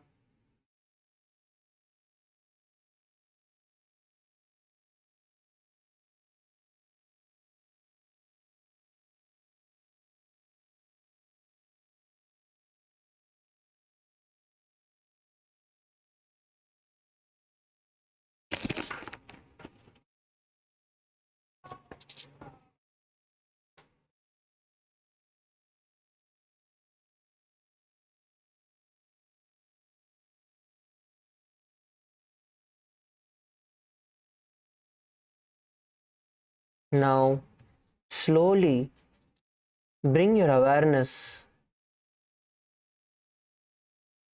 back to your feet, to your fingers. Slowly move them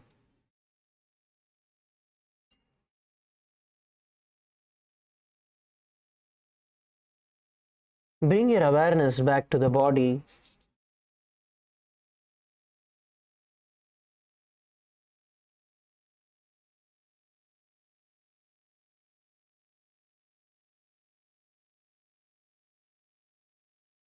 Bring your knees, bend your knees and bring it close to your chest.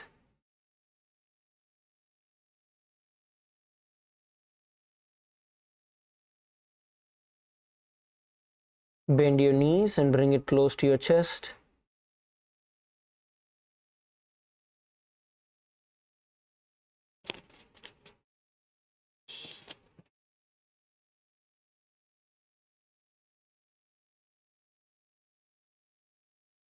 Now roll to the left and right and come to a seated position.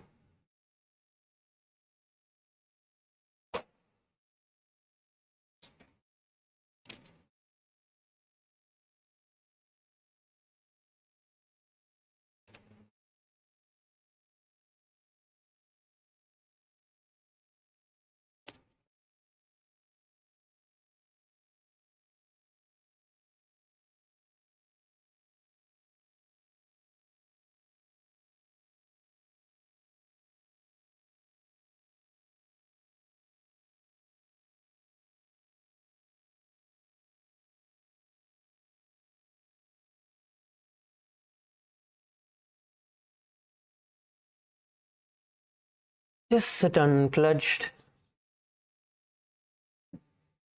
Sit straight without any movement and sit unclutched.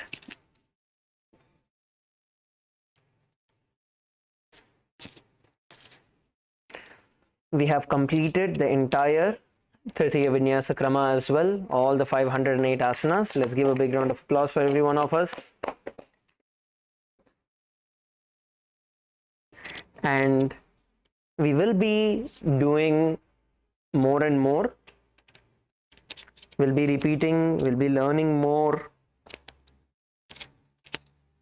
The next set that we will be doing is going to be focusing more on the pranayama, the bandhas, and the other aspects.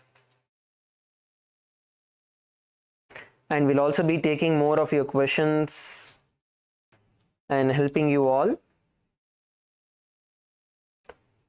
For today, just sit. We have another few seconds. Just sit comfortably. If you have any pain in your body, just bring awareness to the pain. Where there is pain,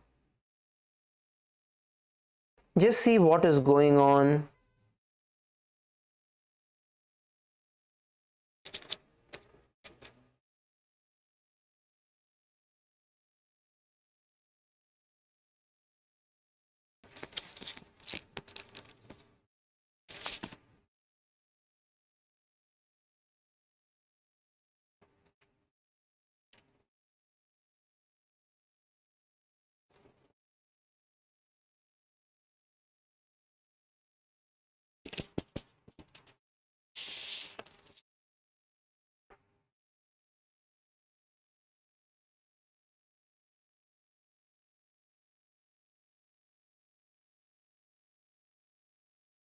Now sit straight. Bring your hands in front of your heart.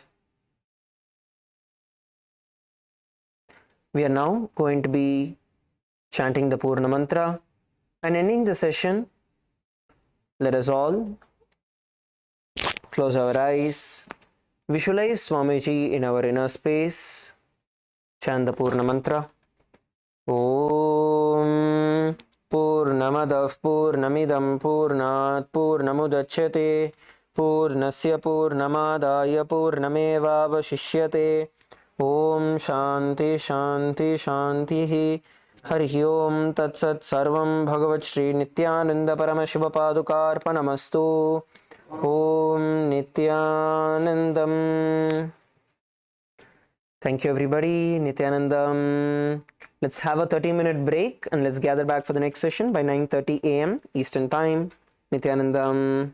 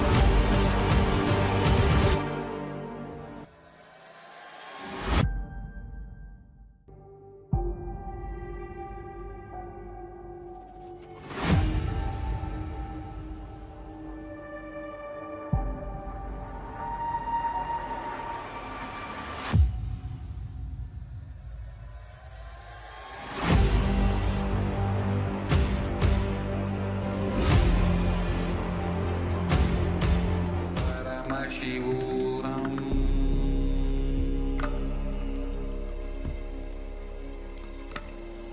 Om Nithyananda Paramashivoham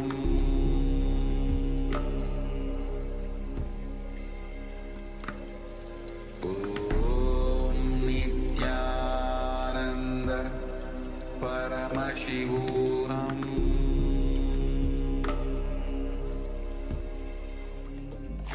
Om Nithyananda Paramashivoham Om Nithyananda Paramashivoham Om Nithyananda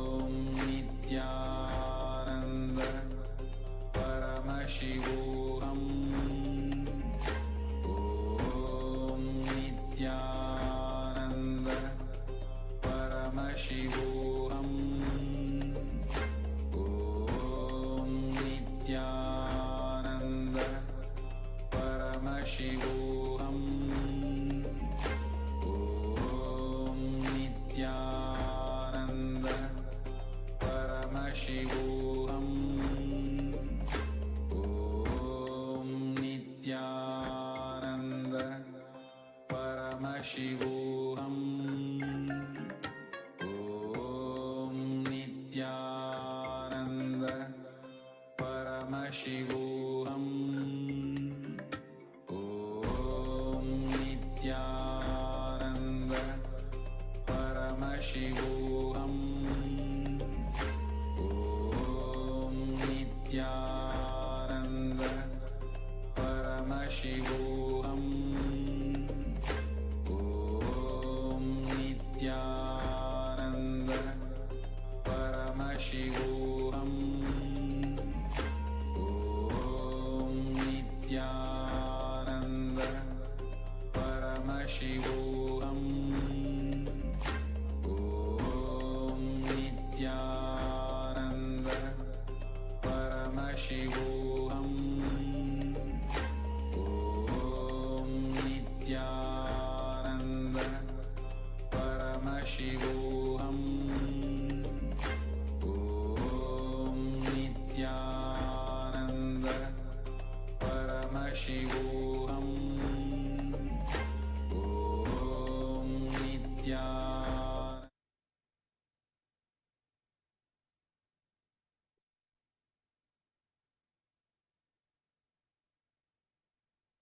Yes.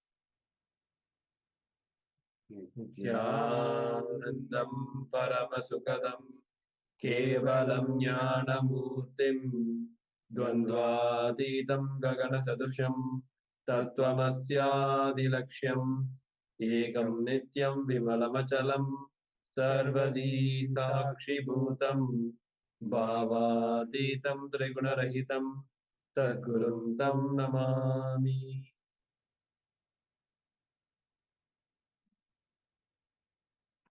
Nithyanandam. Yes, we welcome all the participants for the day 2 of Paramashivoham Level 2 program. After this wonderful yoga, I mean, how many of them experience? Yes, my body is feeling better and yoga is good for you. Are you able to hear? Is this Chinese translations available? You can show the thumbs up if you are able to hear us.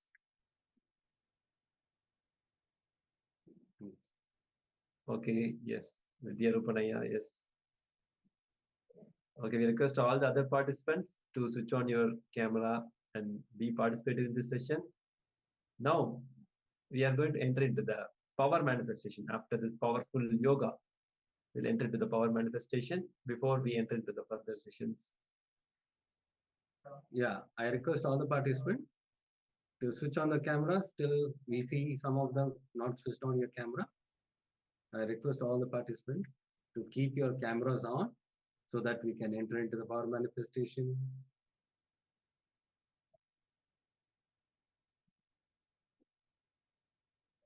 Yes. So let us now first enter into the Shastra Pramana, that is, spiritual reference to manifest powers of third eye. Yes.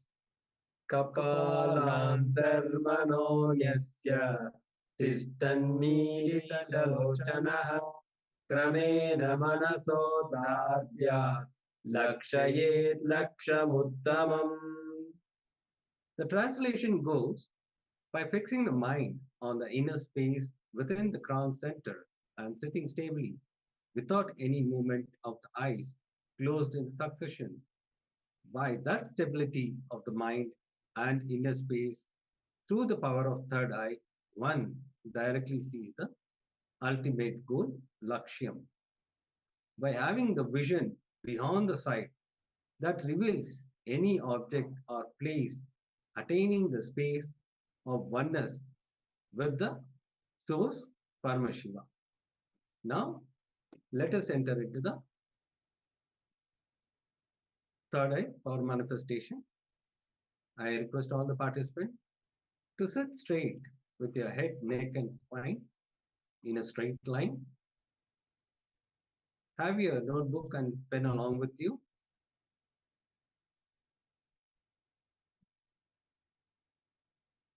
Please close your eyes. I request all the participants to blindfold themselves so that we can enter into the power manifestation.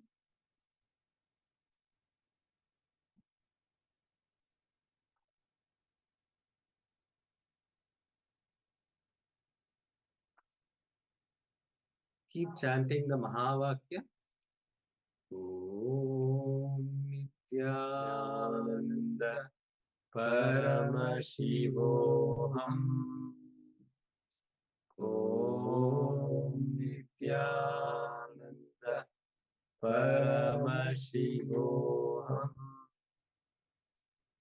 Om Nithyananda Paramashivoham. Yes. Keep chanting the Mahavakya intensely. Enter into the space of oneness. From the space of oneness, request Swamiji to reveal whatever shown in the.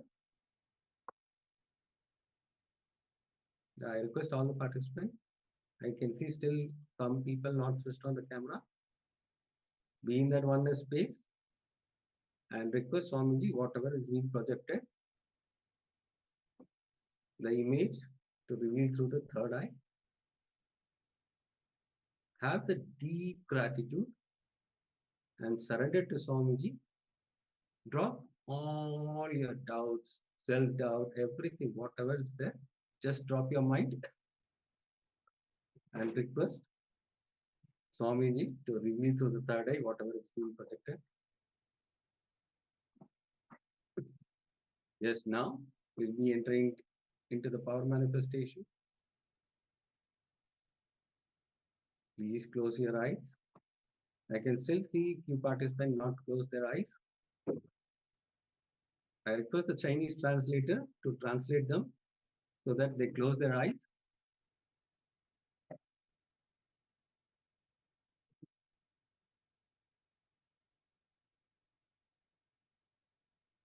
Yes, keep chanting the Mahavakya intensely.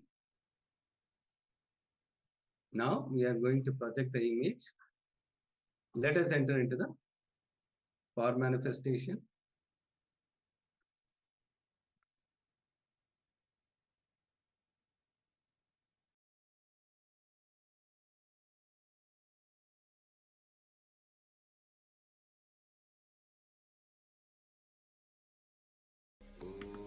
Om Nithyananda Paramashivoham.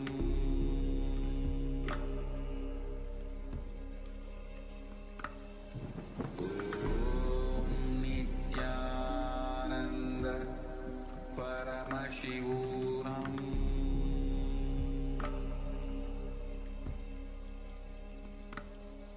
Om Nithyananda Paramashivoham.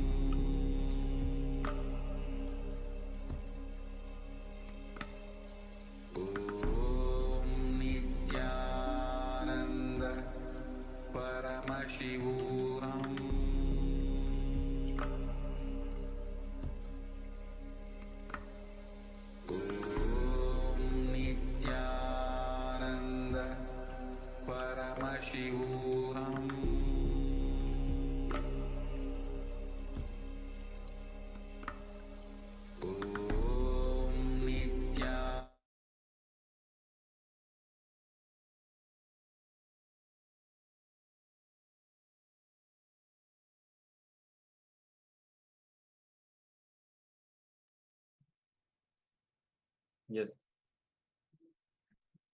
Now you can open your eyes.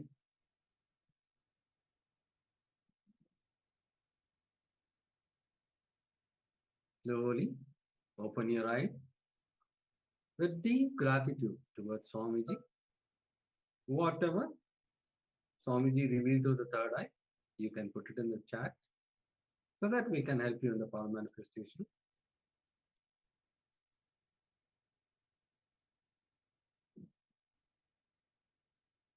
Yes, I request all the participants to participate in the power manifestation.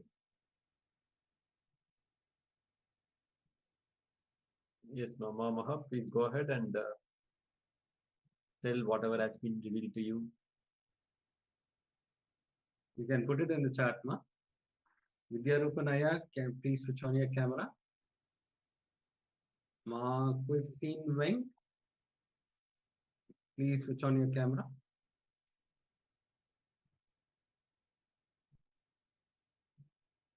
Yes, how was the power manifestation day? Can you please share your revelations, Vidyarupanaya?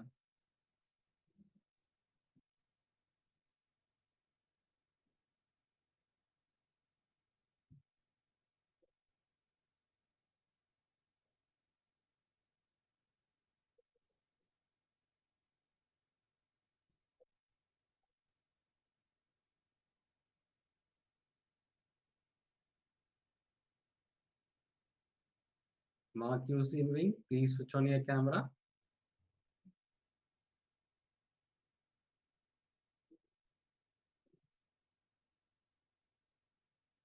Yes, Aya, you can share whatever been revealed through the third eye.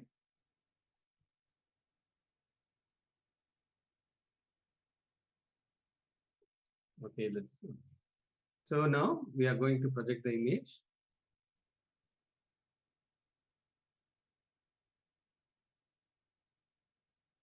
Yes, you can see two kids are playing in a lake in the boat. If you have seen water or the kids playing, you can put it in the chat. Or if you have seen the boat or blue color or brown color, whatever it may be, you can put it in the chat.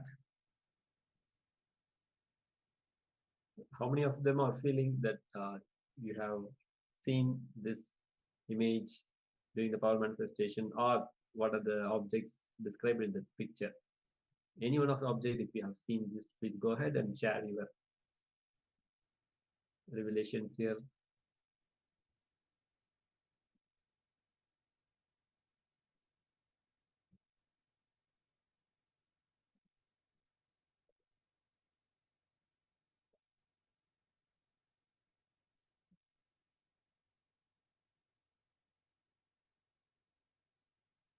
Okay, now let the participants keep sharing their revelations. We'll move on to the next round of the power manifestation.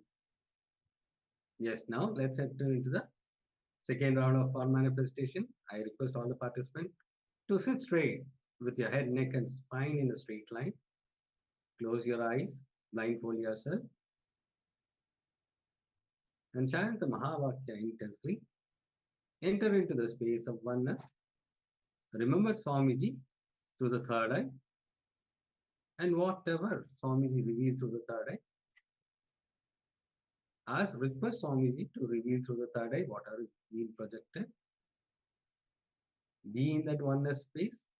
Physically, your two eyes should be closed. I can see still some of them have not closed their eyes. Physical eyes you need to close, and you have to see through the third eye. Please close your eyes with a piece of cloth. If you don't have an eye band, you can use a piece of a cloth and tie your eyes so that nothing is seen through the third eye. To the two eyes, you are supposed to see only through the third eye.